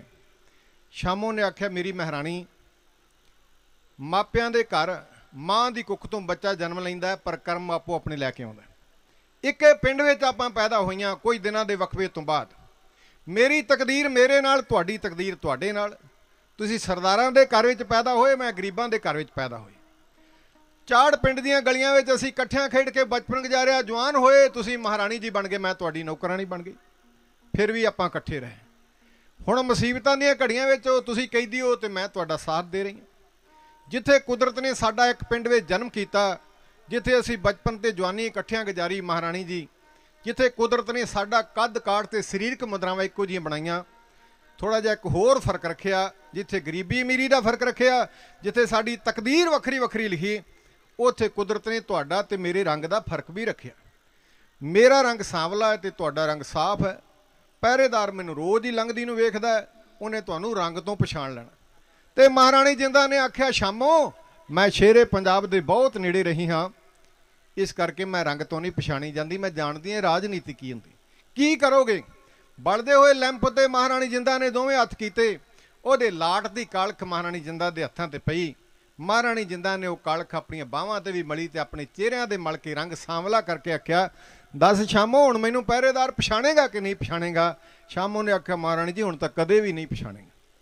ਢਾਕੇ ਗਾਗਰ ਲਾ ਕੇ ਮਹਾਰਾਣੀ ਤੁਰੀ, ਦਰਵਾਜ਼ੇ ਵੱਲੇ ਵੱਧਦੀ ਜਾ ਰਹੀ ਹੈ। ਪਹਿਰੇਦਾਰ ਨੇ ਪੈਰਾਂ ਦਾ ਖੜਕਾ ਸੁਣ ਕੇ ਦਾਬਾ ਮਾਰ ਕੇ ਆਖਿਆ, ਠਹਿਰੋ, ਕੌਣ ਹੋ, ਕਿੱਥੇ ਚੱਲੇ ਹੋ ਇਸ ਵੇਲੇ। ਬੜੇ ਹੌਸਲੇ ਨਾਲ ਜਿੰਦਾ ਨੇ ਆਖਿਆ, ਪਹਿਰੇਦਾਰ ਅੱਜ ਕਿਤੇ ਪਹਿਲੀ ਵਾਰ ਚੱਲੀ। ਮਹਾਰਾਣੀ ਦੀ ਗੋਲੀ ਸ਼ਾਮੋਂ ਪਾਣੀ ਲੈਣ ਵਾਸਤੇ ਰੋਜ਼ ਹੀ ਜਾਨੀ, ਅੱਜ ਵੀ ਚੱਲੀ। ਉਹਨੂੰ ਸ਼ੱਕ ਪਿਆ ਆਵਾਜ਼ ਉੱਤੇ, ਉਹਨੇ ਲੈਂਪ ਚੁੱਕ ਕੇ ਨੇੜੇ ਕੀਤਾ, ਪਛਾਣ ਨਾ ਸਕਿਆ। ਛੋਟਾ ਦਰਵਾਜ਼ਾ ਖੋਲ੍ਹਿਆ ਤੇ ਜਿੰਦਾ ਨੂੰ ਬਾਹਰ ਕੱਢ ਦਿੱਤਾ। ਜਿੰਦਾ ਦੌੜੀ ਨਹੀਂ, ਜੇ ਦੌੜੀ ਤੇ ਪਕੜੀ ਜਾਂਦੀ। ਬੜੀ ਧੀਮੀ ਰਫ਼ਤਾਰ ਨਾਲ ਚੱਲਦੀ ਗਈ, ਜਿੰਨਾ ਚਿਰ ਬਾਰੀ ਦਾ ਦਰਵਾਜ਼ਾ ਬੰਦ ਨਹੀਂ ਨਾ ਹੋ ਗਿਆ ਉਹਨਾਂ ਚਿਰ ਤੁਰਦੀ ਗਈ। ਜਦੋਂ ਦਰਵਾਜ਼ਾ ਬੰਦ ਹੋ ਗਿਆ ਫਿਰ ਜਿੰਦਾ ਦੌੜੀ ਤੇ ਗੰਗਾ ਦੇ ਤੱਟ ਤੇ ਜਾ ਪਹੁੰਚੀ। ਇੱਥੇ ਜਾ ਕੇ ਮਹਾਰਾਣੀ ਜਿੰਦਾ ਨੇ ਇੱਕ ਹੋਰ ਕੌਤਕ ਕੀਤਾ, ਇਹਨੇ ਪੈਰਾਂ ਦੀ ਠਿੱਬੀ ਜੁੱਤੀ ਵਾਧੂ ਕੱਪੜੇ ਤੇ ਗਾਗਰ ਕੰਢੇ ਤੇ ਰੱਖ ਦਿੱਤੀ। ਇਸ ਲਈ ਰੱਖ ਦਿੱਤੀ, ਜੇ ਸਿਪਾਹੀਆਂ ਨੂੰ ਪਤਾ ਲੱਗ ਜਾਵੇ ਮੇਰੀ ਭਾਲ ਵਿੱਚ ਆਉਣ, ਕੱਪੜੇ ਵੇਖਣਗੇ, ਗਾਗਰ ਵੇਖਣਗੇ, ਠਿੱਬੀ ਜੁੱਤੀ ਵੇਖਣਗੇ ਤੇ ਸਮਝ ਲੈਣਗੇ ਵੀ ਜਿੰਦਾ ਗੰਗਾ ਵਿੱਚ ਵੜੀ ਸੀ ਤੇ ਸਾਡੇ ਮਗਰੋਂ ਲੈ ਗਈ, ਜਾਣੀ ਉਹਦੀ ਮੌਤ ਹੋ ਗਈ, ਉਹ ਰੋੜੇ ਪੈ ਗਏ। ਆਪ ਚੜ੍ਹਦੇ ਵਾਲੇ ਪਾਸੇ ਨੂੰ, ਜਿਹੜੇ ਪਾਸੇ ਗੋਮਤਾ ਨੇ ਨਿਸ਼ਾਨਦੇਹੀ ਕੀਤੀ ਸੀ ਦੌੜੀ, ਰਾਮਨਗਰ ਦੇ ਪੱਤਣ ਦੇ ਜਾ ਪਹੁੰਚੀ, ਮਲਾਹ ਦੀ ਬੇੜੀ ਵੇ ਸਵਾਰ ਹੋਈ। ਰਾਮ ਦੀਆਂ ਗੱਲਾਂ ਕਰਦੇ ਪੁਜਾਰੀ ਲੋਕ ਪਾਰ ਹੋਏ, ਜਿੰਦਾ ਵੀ ਉਤਰੀ। ਗੋਲੀ ਗੋਮਤਾ ਨੇ ਬੋੜ ਦਾ ਦੁੱਧ ਲਾ ਕੇ ਲੰਮੀਆਂ ਜੜਾਵਾਂ ਬਣਾਈਆਂ ਸਨ। ਮਹਾਰਾਣੀ ਜਿੰਦਾ ਤੇ ਗੋਮਤਾ ਨੂੰ ਪਛਾਣ ਨਾ ਸਕੀ, ਪਰ ਗੋਲੀ ਨੇ ਆਪਣੀ ਮਾਲਕਣ ਨੂੰ ਪਛਾਣ ਲਿਆ। ਪੈਰੀਂ ਹੱਥ ਨਹੀਂ ਲਾਇਆ ਵੀ ਕੋਈ ਸ਼ੱਕ ਨਾ ਕਰ ਲੈਂਦਾ ਹੋਵੇ। ਜੱਫੀ ਪਾ ਕੇ ਮਿਲੀ ਤੇ ਆਖਿਆ ਮੈਂ ਗੋਮਤਾ। ਘੁੱਟ ਕੇ ਜਿੰਦਾ ਨੇ ਜੱਫੀ ਵਿੱਚ ਲਿਆ, ਮੰਦਰ ਵਿੱਚ ਲੈਣ ਦਾ ਮਹਾਰਾਣੀ ਜਿੰਦਾ ਨੂੰ। ਜਿਹੜੇ ਆਸਣ ਤੇ ਗੋਮਤਾ ਆਰਾਮ ਕਰਦੀ ਸੀ, ਕੁਸ਼ਾ ਦੇ ਆਸਣ ਉੱਤੇ, ਕਾਈ ਦੇ ਆਸਣ ਉੱਤੇ, ਚਟਾਈ ਦੇ ਰੂਪ ਵਿੱਚ ਧਰਤੀ ਦੇ ਵਿਛੀ ਹੋਈ ਕਾਈ, ਜਿੰਦਾ ਥਕਾਵਟ ਨਾਲ ਉੱਤੇ ਲੰਮੀ ਪੈ ਗਈ। ਇਹਨੂੰ ਭੁੱਖ ਲੱਗੀ ਤੇ ਆਵਾਜ਼ ਦੇ ਕੇ ਆਖਿਆ ਗੋਮਤਾ ਮੈਨੂੰ ਲੱਗੀ ਇਹ ਭੁੱਖ ਕੁਝ ਖਾਣ ਲਈ ਦਿੱਤਾ ਜਾਵੇ। ਤੇ ਗੋਮਤਾ ਨੇ ਆਖਿਆ ਮਹਾਰਾਣੀ ਜੀ ਮੰਦਰ ਦਾ ਪੁਜਾਰੀ ਹੈ ਤਾਂ ਬੜਾ ਚੰਗਾ, ਪਰ 2 ਵੇਲੇ ਖਾਣ ਨੂੰ ਦਿੰਦਾ ਹੈ, ਸਵੇਰੇ ਦਿੰਦਾ ਇੱਕ ਵਾਰੀ ਸ਼ਾਮ ਨੂੰ ਖਾਣ ਲਈ ਦਿੰਦਾ ਹੈ। 2 ਕੜਛੀਆਂ ਚੌਲਾਂ ਦੀਆਂ ਤੇ 1 ਕੜਛੀ ਹਰ ਦੀ ਦਾਲ ਦੀ ਪਾ ਕੇ ਦਿੰਦਾ ਹੈ, ਪਿੱਪਲ ਦੇ ਪੱਤਿਆਂ ਦੇ ਬਣੇ ਹੋਏ ਡੂੰਘੇ ਉੱਤੇ। ਇੱਕ ਵਾਰੀ ਦੇ ਦਿੰਦਾ, ਮੁੜ ਕੇ ਸ਼ਾਮ ਤੱਕ ਕਿਸੇ ਨੂੰ ਦੁਬਾਰਾ ਖਾਣ ਲਈ ਨਹੀਂ ਦਿੰਦਾ। ਮੈਂ ਆਪਣੇ ਹਿੱਸੇ ਦਾ ਲੈ ਕੇ ਖਾ ਚੁੱਕੀ ਹਾਂ, ਜੇ ਤੁਹਾਨੂੰ ਭੁੱਖ ਲੱਗੀ ਤੇ ਆਪ ਮੰਗਣਾ ਪਵੇਗਾ। ਜਿੰਦਾ ਨੇ ਆਖਿਆ ਗੋਮਤਾ ਇਹਨਾਂ ਹੱਥਾਂ ਨਾਲ ਦਾਨ ਤੇ ਕੀਤਾ, ਮੰਗਾਂਗੀ ਕਿਵੇਂ, ਮੈਨੂੰ ਤਾਂ ਮੰਗਣਾ ਹੀ ਨਹੀਂ ਆਉਂਦਾ। ਮਹਾਰਾਣੀ ਜੀ ਤੁਹਾਨੂੰ ਮੰਗਣਾ ਪਵੇਗਾ। ਜਿੰਦਾ ਨੇ ਆਖਿਆ ਤਰੀਕਾ ਮੈਂ ਦੱਸ ਦਿੰਦੀ। ਕੀ ਤਰੀਕਾ ਹੈ ਮਹਾਰਾਣੀ ਜੀ? ਜਿੰਦਾ ਨੇ ਆਖਿਆ ਪੁਜਾਰੀ ਨੂੰ ਜਾ ਕੇ ਕਹੋ ਵੀ ਮੇਰੀ ਭੈਣ ਫਕੀਰਨੀ ਬਿਮਾਰ ਸੀ, ਬੁਖਾਰ ਦੀ ਘੂਕੀ ਚੋਂ ਅੱਖ ਪੁੱਟੀ, ਕੁਝ ਖਾਣ ਲਈ ਮੰਗਿਆ, ਉਹਨੇ ਕਈਆਂ ਦਿਨਾਂ ਤੋਂ ਕੁਝ ਖਾਧਾ ਪੀਤਾ ਨਹੀਂ, ਮੈਂ ਆਪਣੇ ਹਿੱਸੇ ਦਾ ਲੈ ਕੇ ਖਾ ਲਿਆ, ਕਿਰਪਾ ਕਰਕੇ ਖਾਣ ਲਈ ਦਿੱਤਾ ਜਾਵੇ। ਜਿੰਦਾ ਦੀ ਸਿਖਾਈ ਹੋਈ ਗੋਲੀ ਗੋਮਤਾ ਇਸੇ ਤਰ੍ਹਾਂ ਪੁਜਾਰੀ ਨੂੰ ਜਾ ਆਖਿਆ। ਉਹਦੇ ਦਿਲ ਰਹਿਮ ਪਿਆ। ਉਹਨੇ ਪਿੱਪਲ ਦੇ ਪੱਤਿਆਂ ਦੇ ਡੂੰਘੇ ਵਿੱਚ 2 ਕੜਛੀਆਂ ਚੌਲਾਂ ਦੀਆਂ ਤੇ 1 ਕੜਛੀ ਹਰ ਦੀ ਦਾਲ ਦੀ ਪਾ ਕੇ ਦਿੱਤੀ। ਗੋਮਤਾ ਨੇ ਲਿਆ ਕੇ ਜਿੰਦਾ ਨੇ ਦਿੱਤਾ ਤੇ ਜਿੰਦਾ ਦੇ ਖਿਆਲ ਲਾਹੌਰ ਆਏ। ਚਾਂਦੀ ਦੇ ਬਰਤਨਾਂ ਵਿੱਚ ਸੋਨੇ ਦੇ ਚਮਚਿਆਂ ਨਾਲ ਖਾਣਾ ਖਾਣ ਵਾਲੀ ਅੱਜ ਕਿਵੇਂ ਖਾਵੇ ਚੌਲ ਪਿੱਪਲ ਦੇ ਪੱਤਿਆਂ ਦੇ ਬਣੇ ਹੋਏ ਡੂੰਘੇ ਵਿੱਚ। ਕਿੰਨੇ ਅਜਬ ਨੇ ਮਾਲਕਾ ਰੰਗ ਤੇਰੇ, ਨਵੇਂ ਨਵੇਂ ਤੂੰ ਖੇਲ ਰਚਾ ਦੇਵੇਂ। ਔਰ ਜਿਹੜੇ ਮੋਤੀਆਂ ਦਾ ਦਾਨ ਕਰਨ ਵਾਲੇ ਹੱਥੀਂ ਉਹਨਾਂ ਦੇ ਠੂਠੇ ਫੜਾ ਦੇ। ਬਾਦਸ਼ਾਹੀ ਤੂੰ ਬਖਸ਼ਦਾ ਕੰਗਲਿਆਂ ਨੂੰ, ਬਾਦਸ਼ਾਹਾਂ ਤੋਂ ਭੀਖ ਮੰਗਾ ਦੇਵੇਂ। ਮੌਜੀ ਆਖਦਾ ਤੇਰਾ ਨਹੀਂ ਅੰਤ ਆਉਂਦਾ, ਤਾਜ ਸ਼ੋਭ ਦੇ ਖਾਕ ਮਿਲਾ ਦੇ। ਨਦਰੋ ਪੱਠੀ ਜੇ ਕਰੇ ਸੁਲਤਾਨਾ ਕਾਓ ਕਰਾਏ। ਸੁਲਤਾਨਾ ਨੂੰ ਜ਼ਖਮੀ ਕਰ ਦਿੰਦਾ ਮੈਦਾਨੇ ਜੰਗ ਵਿੱਚ ਤੇ ਕੀੜਿਆਂ ਨੂੰ ਬਾਦਸ਼ਾਹੀ ਥਾਪ ਦਿੰਦਾ ਹੈ। ਮਾਲਕ ਦੀ ਮਰਜ਼ੀ ਦੀ ਬਾਤ। ਜਿਹੜੀ ਜਿੰਦਾ ਸੋਨੇ ਦੇ ਚਮਚਿਆਂ ਨਾਲ ਚਾਂਦੀ ਦੇ ਬਰਤਨਾਂ ਵਿੱਚ ਖਾਣੇ ਖਾਂਦੀ ਸੀ, ਅੱਜ ਆਪਣੇ ਹੱਥਾਂ ਨਾਲ ਹਰ ਦੀ ਦਾਲ ਤੇ ਚੌਲਾਂ ਦੀਆਂ 2 ਕੜਛੀਆਂ ਪਿੱਪਲ ਦੇ ਪੱਤਿਆਂ ਦੇ ਬਣੇ ਹੋਏ ਡੂੰਘੇ ਵਿੱਚ ਖਾ ਰਹੀ ਏ। ਕਹਿਣ ਲੱਗੀ ਮਾਲਕਾ ਮੇਰੇ ਰਜ਼ਾਕ ਤੇਰੀ ਰਜ਼ਾ ਹੈ, ਭਾਣੇ ਵਿੱਚ ਸਿੱਖ ਨੂੰ ਰਾਜੀ ਰਹਿਣਾ ਚਾਹੀਦਾ ਹੈ। ਕੁਝ ਦਿਨ ਮਹਾਰਾਣੀ ਜਿੰਦਾ ਨੇ ਉੱਥੇ ਗੁਜ਼ਾਰੇ ਤੇ ਫਿਰ ਆਖਿਆ ਗੋਮਤਾ ਆਪਾਂ ਇਸ ਮੰਦਿਰ ਵਿੱਚ ਰਹਿਣ ਲਈ ਨਹੀਂ ਆਈਆਂ, ਮੇਰੀ ਆਤਮਾ ਦਲੀਪ ਨੂੰ ਮਿਲਣ ਲਈ ਤੜਪੜੀ। ਚੱਲ ਪੰਜਾਬ ਦਾ ਰਸਤਾ ਤਿਆਰ ਕਰਕੇ ਪੰਜਾਬ ਵੱਲੇ ਦੌੜੀਏ ਤੇ ਦਲੀਪ ਨੂੰ ਮਿਲੀਏ। ਸਰਦਾਰਾਂ ਨੂੰ ਨਾਲ ਲੈ ਕੇ ਦਲੀਪ ਨੂੰ ਕੈਦਖਾਨੇ 'ਚੋਂ ਛਡਾਇਆ ਜਾਵੇ। ਗੋਲੀ ਗੋਮਤਾ ਨੂੰ ਨਾਲ ਲੈ ਕੇ ਫਕੀਰਨੀਆਂ ਦੇ ਲਿਬਾਸ ਵਿੱਚ ਦੋਵੇਂ ਤੁਰੀਆਂ। ਜਦੋਂ ਪੰਜਾਬ ਵਾਲੇ ਤੁਰੀਆਂ, ਇੱਧਰੋਂ ਜਿੰਦਾ ਦੇ ਨਸ ਜਾਣ ਦੀ ਖਬਰ ਚਨਾਰ ਦੇ ਕਿਲੇ ਵਿੱਚ ਲੱਗ ਚੁੱਕੀ ਸੀ। ਸ਼ਾਮੋਂ ਨੂੰ ਟਾਰਚਰ ਕੀਤਾ ਜਾ ਰਿਹਾ ਸੀ, ਪੁੱਛਿਆ ਜਾ ਰਿਹਾ ਸੀ ਮਹਾਰਾਣੀ ਕਿਹੜੇ ਪਾਸੇ ਗਈ, ਕਿਵੇਂ ਦੌੜੀ, ਕਿਹਨੂੰ ਗਈ, ਕੀ ਕਾਰਨ ਸੀ ਦੌੜਨ ਦਾ। ਟਾਰਚਰ ਕੀਤਾ ਜਾ ਰਿਹਾ ਸੀ। ਜਿੰਨੇ ਪਤਨ ਸਨ ਸਾਰਿਆਂ ਪਤਨਾਂ ਉੱਤੇ ਫੌਜ ਤਾਇਨਾਤ ਕਰ ਦਿੱਤੀ ਗਈ। ਜੰਗਲਾਂ ਵਿੱਚ ਧੱਕੇ ਖਾਂਦੀ ਹੋਈ, ਦਰ ਤੇ ਮੰਗਦੀ ਹੋਈ ਮਹਾਰਾਣੀ ਜਿੰਦਾ ਵਿਚਾਰਦੀ ਏ ਜੇ ਪਤਨ ਥਾਣੀ ਪਾਰ ਹੋਈ ਪੰਜਾਬ ਨੂੰ ਜਾਣ ਲਈ ਰਸਤੇ ਸੀਲ ਕਰ ਦਿੱਤੇ ਗਏ ਨੇ, ਪਕੜੀ ਜਾਵਾਂਗੀ, ਮੁਸੀਬਤਾਂ ਦੇ ਪਹਾੜ ਟੁੱਟ ਪੈਣਗੇ। ਗੋਮਤਾ ਹੁਣ ਕੀ ਕਰਨਾ ਚਾਹੀਦਾ ਹੈ?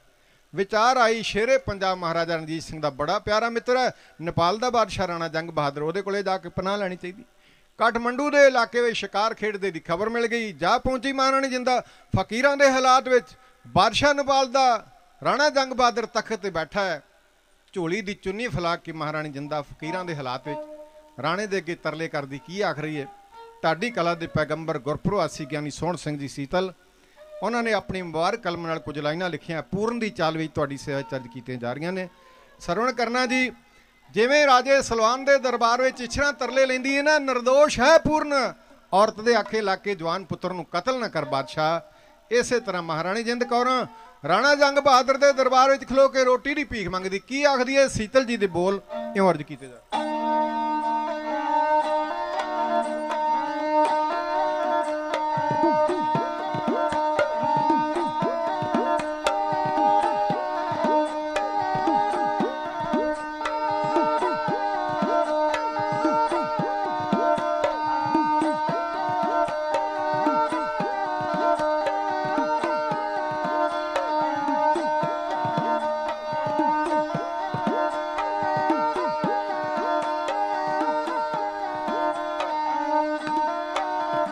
ਜਦੋਂ ਨਸ ਕੇ ਕਿਲੇ ਚਨਾਰ ਚੋਂ ਪਹੁੰਚੀ ਜਿੰਦਾ ਜਾ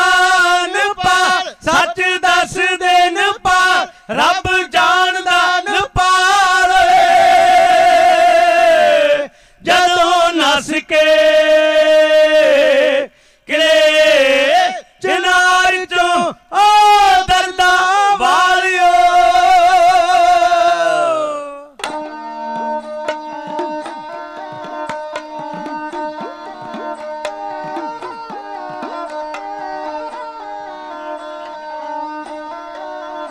जदों नस के किले चिनार चो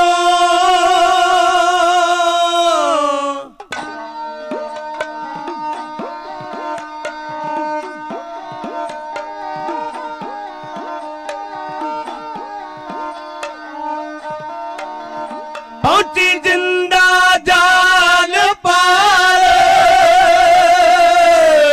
तन लटकाना लीरा रेशमी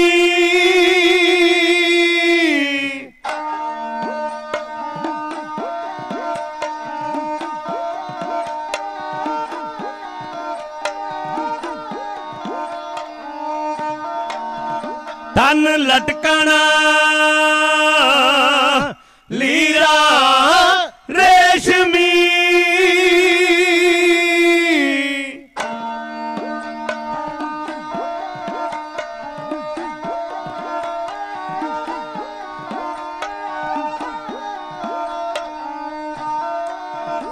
अते गल विच खिलरे वाल विच राणे दे दर बार दे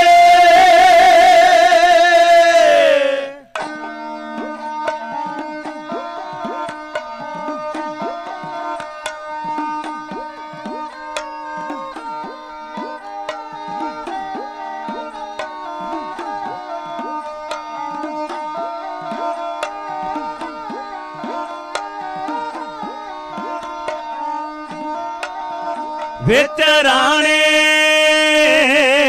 दे दर बार दे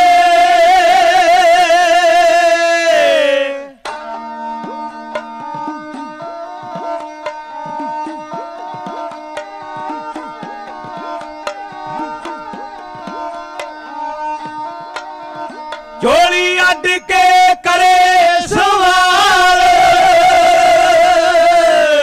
अज कखों हौली हो गई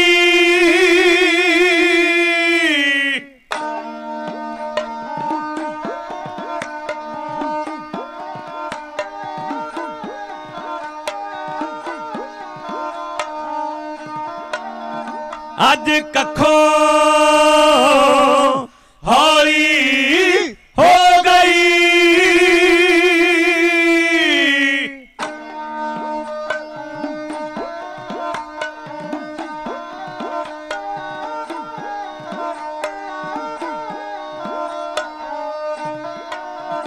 कदे तुल दी लाला नाल कदे हीरे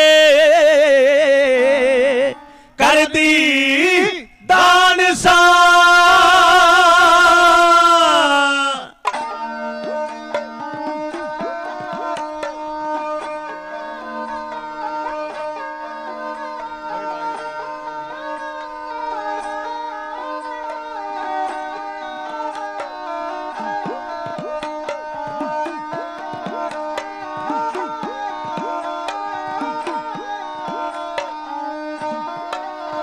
कदे हीरे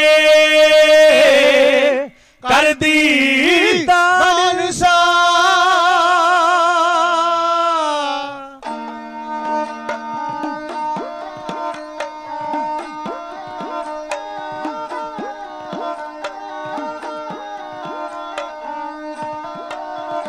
अज रोटी तो कंगाल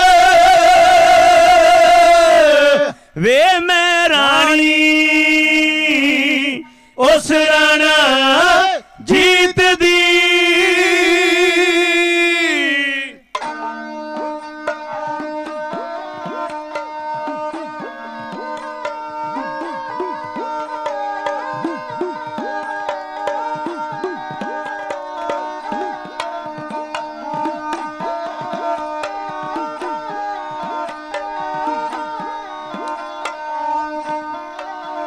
ਵੇ ਮੈਂ ਰਾਣੀ ਉਸ ਰਾਣਾ ਜੀਤ ਦੀ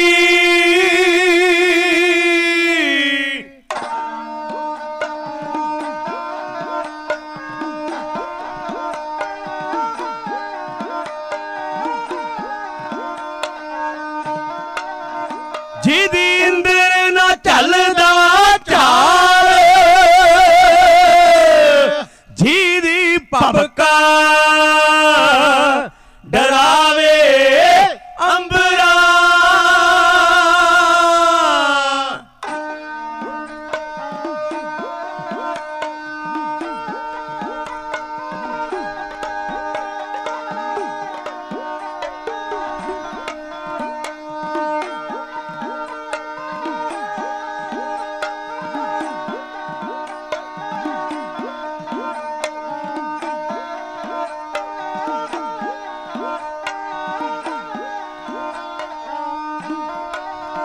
ਜਿਹਦੀ ਭਬਕਾ ਡਰਾਵੇ ਅੰਬਰਾ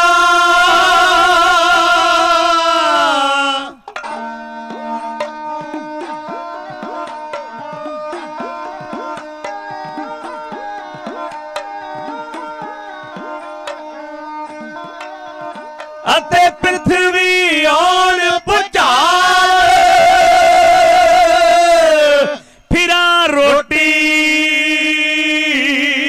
ਬਦਲੇ ਭਟਕਦੀ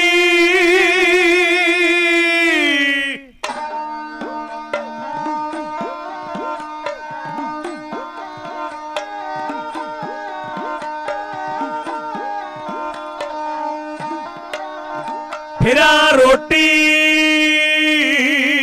ਬਦਲੇ ਭਟਕਦੀ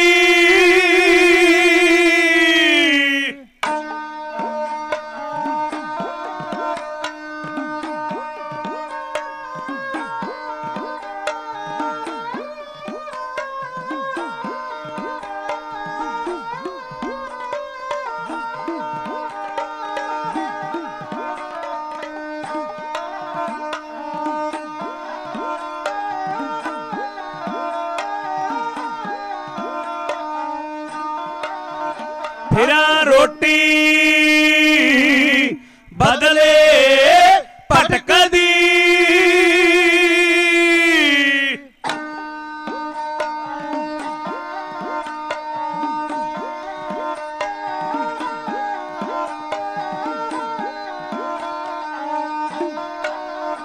ਅੱਜ ਵੇਖ ਜ਼ਮਾਨੇ ਦੀ ਚਾਲ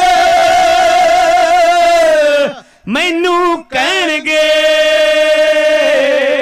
ਸ਼ਾਹੀ ਫਕੀਰਨੀ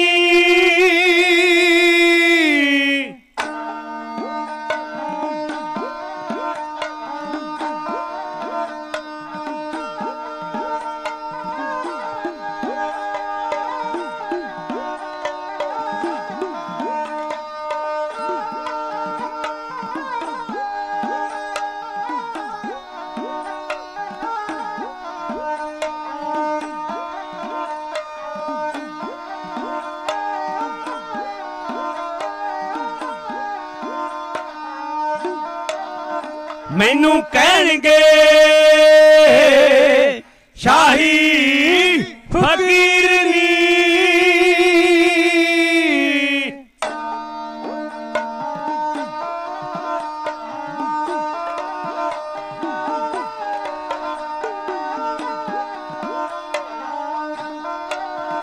ਜਦੋਂ ਸ਼ਾਇਰ ਲਿਖਣਗੇ ਹਾਲ ਸੱਚ ਦੱਸਦੇ ਹੀ ਹਾਲ ਰੱਬ ਜਾਣਦਾ ਹੀ ਹਾਲ ਮੈਨੂੰ ਕਹਿਣਗੇ ਸ਼ਾਹੀ ਫਕੀਰਨੀ ਓ ਦਰਦਾ ਵਾਲਿਓ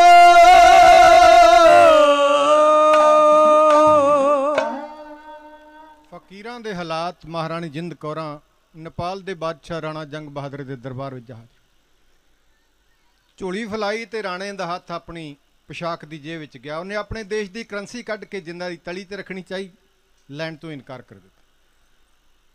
बादशाह पुछदा मंगतियो अक्सर चाहुंदियां की हो? हर मंगता पैसे मंगदा, मैं अपने देश की करंसी कढ़ के तुहाडी तली ते रख रहा ते लैण तो इनकार क्यों कर दिया। महाराणी जिंदा ने आख्या मैं करंसी लैण वास्ते नहीं आई बादशाह, मैं शेरे पंजाब महाराजा रणजीत सिंह दी महबूबा राणी महाराणी जिंद कौर दे कंवर दलीप सिंह दी मां हाँ। जदों महाराणी ने शब्द कहे तरबक के उठिया नेपाल दा बादशाह, हथ जुड़ गए। शेरे पंजाब दी महाराणी महाराणी जिंद कौर आ इस हालात विच दसो मैं तुहाडी की सेवा कर सकदा। महाराणी जिंद कौर ने आख्या तेरे इलाके विच मैं पनाह लैण लई आई हाँ, अंग्रेज ने मेरा लाडला फरियांद मैथों वख कर दिता है, सिखां दा दिमागी तवाजन खराब हो गया, वो लालची ते स्वार्थी बन गए, खालसा राज बर्बादी वाले वाधा जा रहा ते राणा मेरी मदद की जाए। महाराजा रणजीत सिंह दे मित्र राणा जंग बहादुर ने जिंदा दी बेनती स्वीकार करके अपने देश विच एक बंगला बना के दिता, 20,000 रुपया सालाना पेंशन लाई, शर्त यह रखी जिन्ना चिर मेरे राज दी हदां विच रहोगे पेंशन मिलती रहेगी, बगले की सहूलत मिलती रहेगी, जदों मेरी हद तो बाहर एक भी कदम रख दिता है सारा कुछ वापस लै जाए। महाराणी जिंदा उत्थे किन्ना समा रही, किवें दलीप वाले पत्रकावां लिखियां, किवें मिलाप होया, बड़ा लंबा इतिहास है। फिर जदों गुरु नूं पाया तुहाडे नाल साझा करांगे। इस तरह महाराणी जिंदा मुसीबतां नाल टकरा रही है। एक बेनती कर देवां, घर दा मासूम बच्चा गलती करेगा घर दा गुलदस्ता तोड़ देवेगा, घर दा मुखी गलती करेगा घर वालियां नूं बड़ा वड्डा खमियाजा भुगतना पवेगा, पिंड दा कोई आम बंदा गलती करेगा कोई प्रभाव नहीं पवेगा, पिंड दा सरपंच गलती करेगा पिंड नूं बड़ा वड्डा नुकसान होवेगा, कौम दा कोई बंदा गलती कर दे उन्ना नुकसान नहीं होएगा जिन्ना कौम दे आगू दी गलती दा नुकसान है।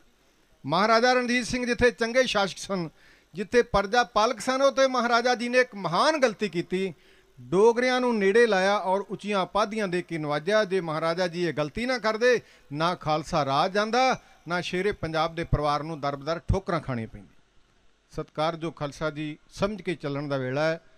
अगे खालसा राज बर्बाद किया गया सी डोगरियां वालों, हुण सिੱਖੀ बर्बाद करन दा यतन किया जा रहा है। जे ना समझे सिੱਖੀ विच घुसपैठ हो रही है। कई थावां ते प्रचारक भी इसे नागपुर तो बन के आ रहे हैं, साडे धर्म का रूप धारण करके सिੱਖੀ नूं खोरा लग रहा है। समझण दी लोड़ है, जे ना समझे ये पंजाब पंजाब नहीं रहेगा।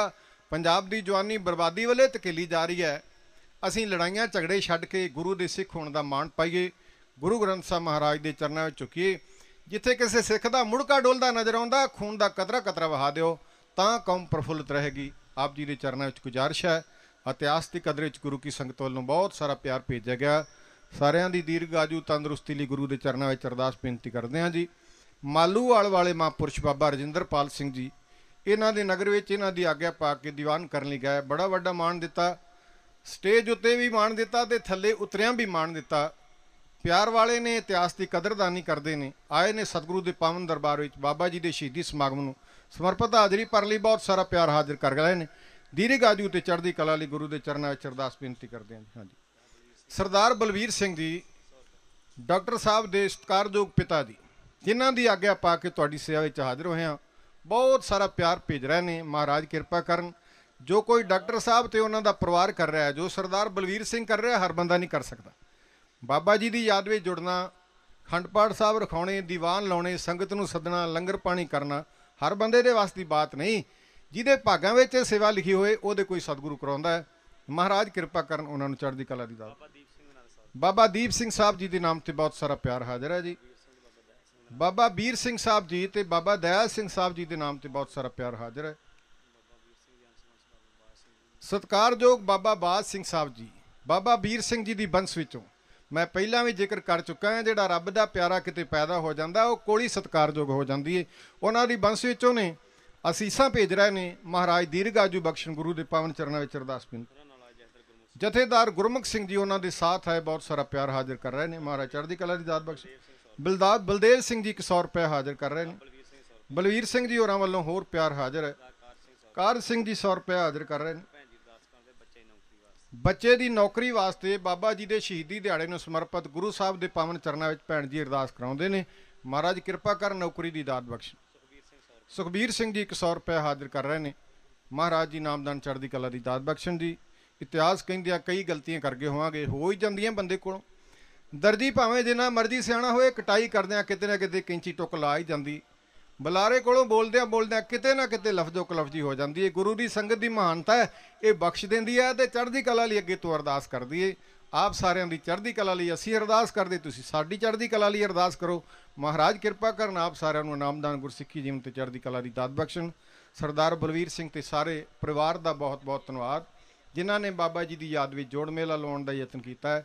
ਮਹਾਰਾਜ ਆਪਣੀ ਰਹਿਮਤ ਨਾਲ ਨਵਾਜਦੇ ਰਹਿਣ। ਆਏ ਹੋਏ ਮਹਾਂਪੁਰਸ਼ਾਂ ਦਾ ਧੰਨਵਾਦ, ਸਾਊਂਡ ਵਾਲੇ ਵੀਰ ਦਾ ਧੰਨਵਾਦ, ਧੰਨ ਗੁਰੂ ਗ੍ਰੰਥ ਸਾਹਿਬ ਮਹਾਰਾਜ ਸੱਚੇ ਪਾਤਸ਼ਾਹ ਜੀ ਦਾ ਰੋਮ ਰੋਮ ਧੰਨਵਾਦ, ਜੇ ਸਤਿਗੁਰਾਂ ਦੇ ਪਾਵਨ ਦਰਬਾਰ ਵਿੱਚ ਖਲੋ ਕੇ ਅਸੀਂ ਹਾਜ਼ਰੀ ਭਰੀ। ਮਾਣਕ ਸਾਊਂਡ ਦੀ ਦੁਨੀਆ ਭਰ ਵਿੱਚ ਤਾਂਕ ਹੈ, ਕੇਵਲ ਪੰਜਾਬ ਵਿੱਚ ਨਹੀਂ, ਤਰਨਤਾਰਨ ਵਿੱਚ ਨਹੀਂ, ਗੁਰਦਾਸਪੁਰ, ਹੁਸ਼ਿਆਰਪੁਰ ਵੱਲੇ ਵੀ ਮਾਣਕ ਸਾਊਂਡ ਨੂੰ ਲੋਕ ਯਾਦ ਕਰਦੇ ਨਹੀਂ। ਸਾਊਂਡ ਤਾਂ ਹਰ ਬੰਦੇ ਕੋਲੇ ਹੁੰਦਾ ਹੈ, ਚਲਾਉਣਾ ਕਿਸੇ ਕਿਸੇ ਨੂੰ ਆਉਂਦਾ ਹੈ। ਮਾਣਕ ਜੀ ਆਪਣੀ ਕਲਾ ਵਿੱਚ ਨਿਪੁੰਨ ਨੇ, ਉਹਨਾਂ ਦੇ ਬਰਖੁਰਦਾਰ ਆਏ, ਬੜੇ ਅੱਛੇ ਤਰੀਕੇ ਨਾਲ ਸਾਊਂਡ ਦਾ ਸੰਚਾਲਕ ਕੀਤਾ। ਅਰਦਾਸ ਕਰਦੇ ਮਹਾਰਾਜ ਹੋਰ ਵੀ ਕਾਮਯਾਬੀ ਬਖਸ਼। ਆ ਕੁਝ ਗੁਰਸਿੱਖ ਵੀਰਾਂ ਨੂੰ ਗੁਰੂ ਘਰ ਦੀ ਬਖਸ਼ਿਸ਼ ਨਾਲ ਨਵਾਜਿਆ ਜਾ ਰਿਹਾ ਹੈ। ਸਰੋਪਾ ਬੜਾ ਵੱਡਾ ਮਾਣ, ਕੋਈ ਜੰਗ ਜਿੱਤ ਕੇ ਆਵੇ, ਕੋਈ ਵੱਡਾ ਕਰਮ ਕਰਕੇ ਆਵੇ, ਉਹਨੂੰ ਮਾਣ ਦਿੱਤਾ ਜਾਂਦਾ ਹੈ। ਗੁਰੂ ਨਾਨਕ ਦੇ ਘਰ ਵਿੱਚੋਂ ਹੀ ਮਾਣ ਦਿੱਤਾ ਜਾਂਦਾ ਹੈ। ਜਿਨ੍ਹਾਂ ਜਿਨ੍ਹਾਂ ਨੂੰ ਇਹ ਮਾਣ ਮਿਲਣਾ, ਉਹਨਾਂ ਦਾ ਨਾਮ ਇਸ ਪ੍ਰਕਾਰ ਹੈ। ਬਾਬਾ ਜੋਗਿੰਦਰ ਸਿੰਘ ਸਾਹਿਬ ਜੀ ਸਾਂਗਣਾ, ਬਾਬਾ ਰਜਿੰਦਰਪਾਲ ਸਿੰਘ ਜੀ ਮਾਲੂਵਾਲ ਵਾਲੇ, ਬਾਬਾ ਬਾਜ ਸਿੰਘ ਜੀ ਗੱਗੋਬੂਏ ਵਾਲੇ, ਭਾਈ ਮਨਜੀਤ ਸਿੰਘ ਜੀ ਸੁਰ ਸਿੰਘ ਵਾਲੇ, ਉਹਨਾਂ ਦੇ ਚਰਨਾਂ ਵਿੱਚ ਬੇਨਤੀ ਹੈ, ਜਿਨ੍ਹਾਂ ਦਾ ਨਾਮ ਉਸ ਕੀਤਾ ਗਿਆ ਹੈ, ਮਿਹਰਬਾਨੀ ਕਰਕੇ ਸਟੇਜ ਤੇ ਆ ਕੇ ਗੁਰੂ ਘਰ ਦੀ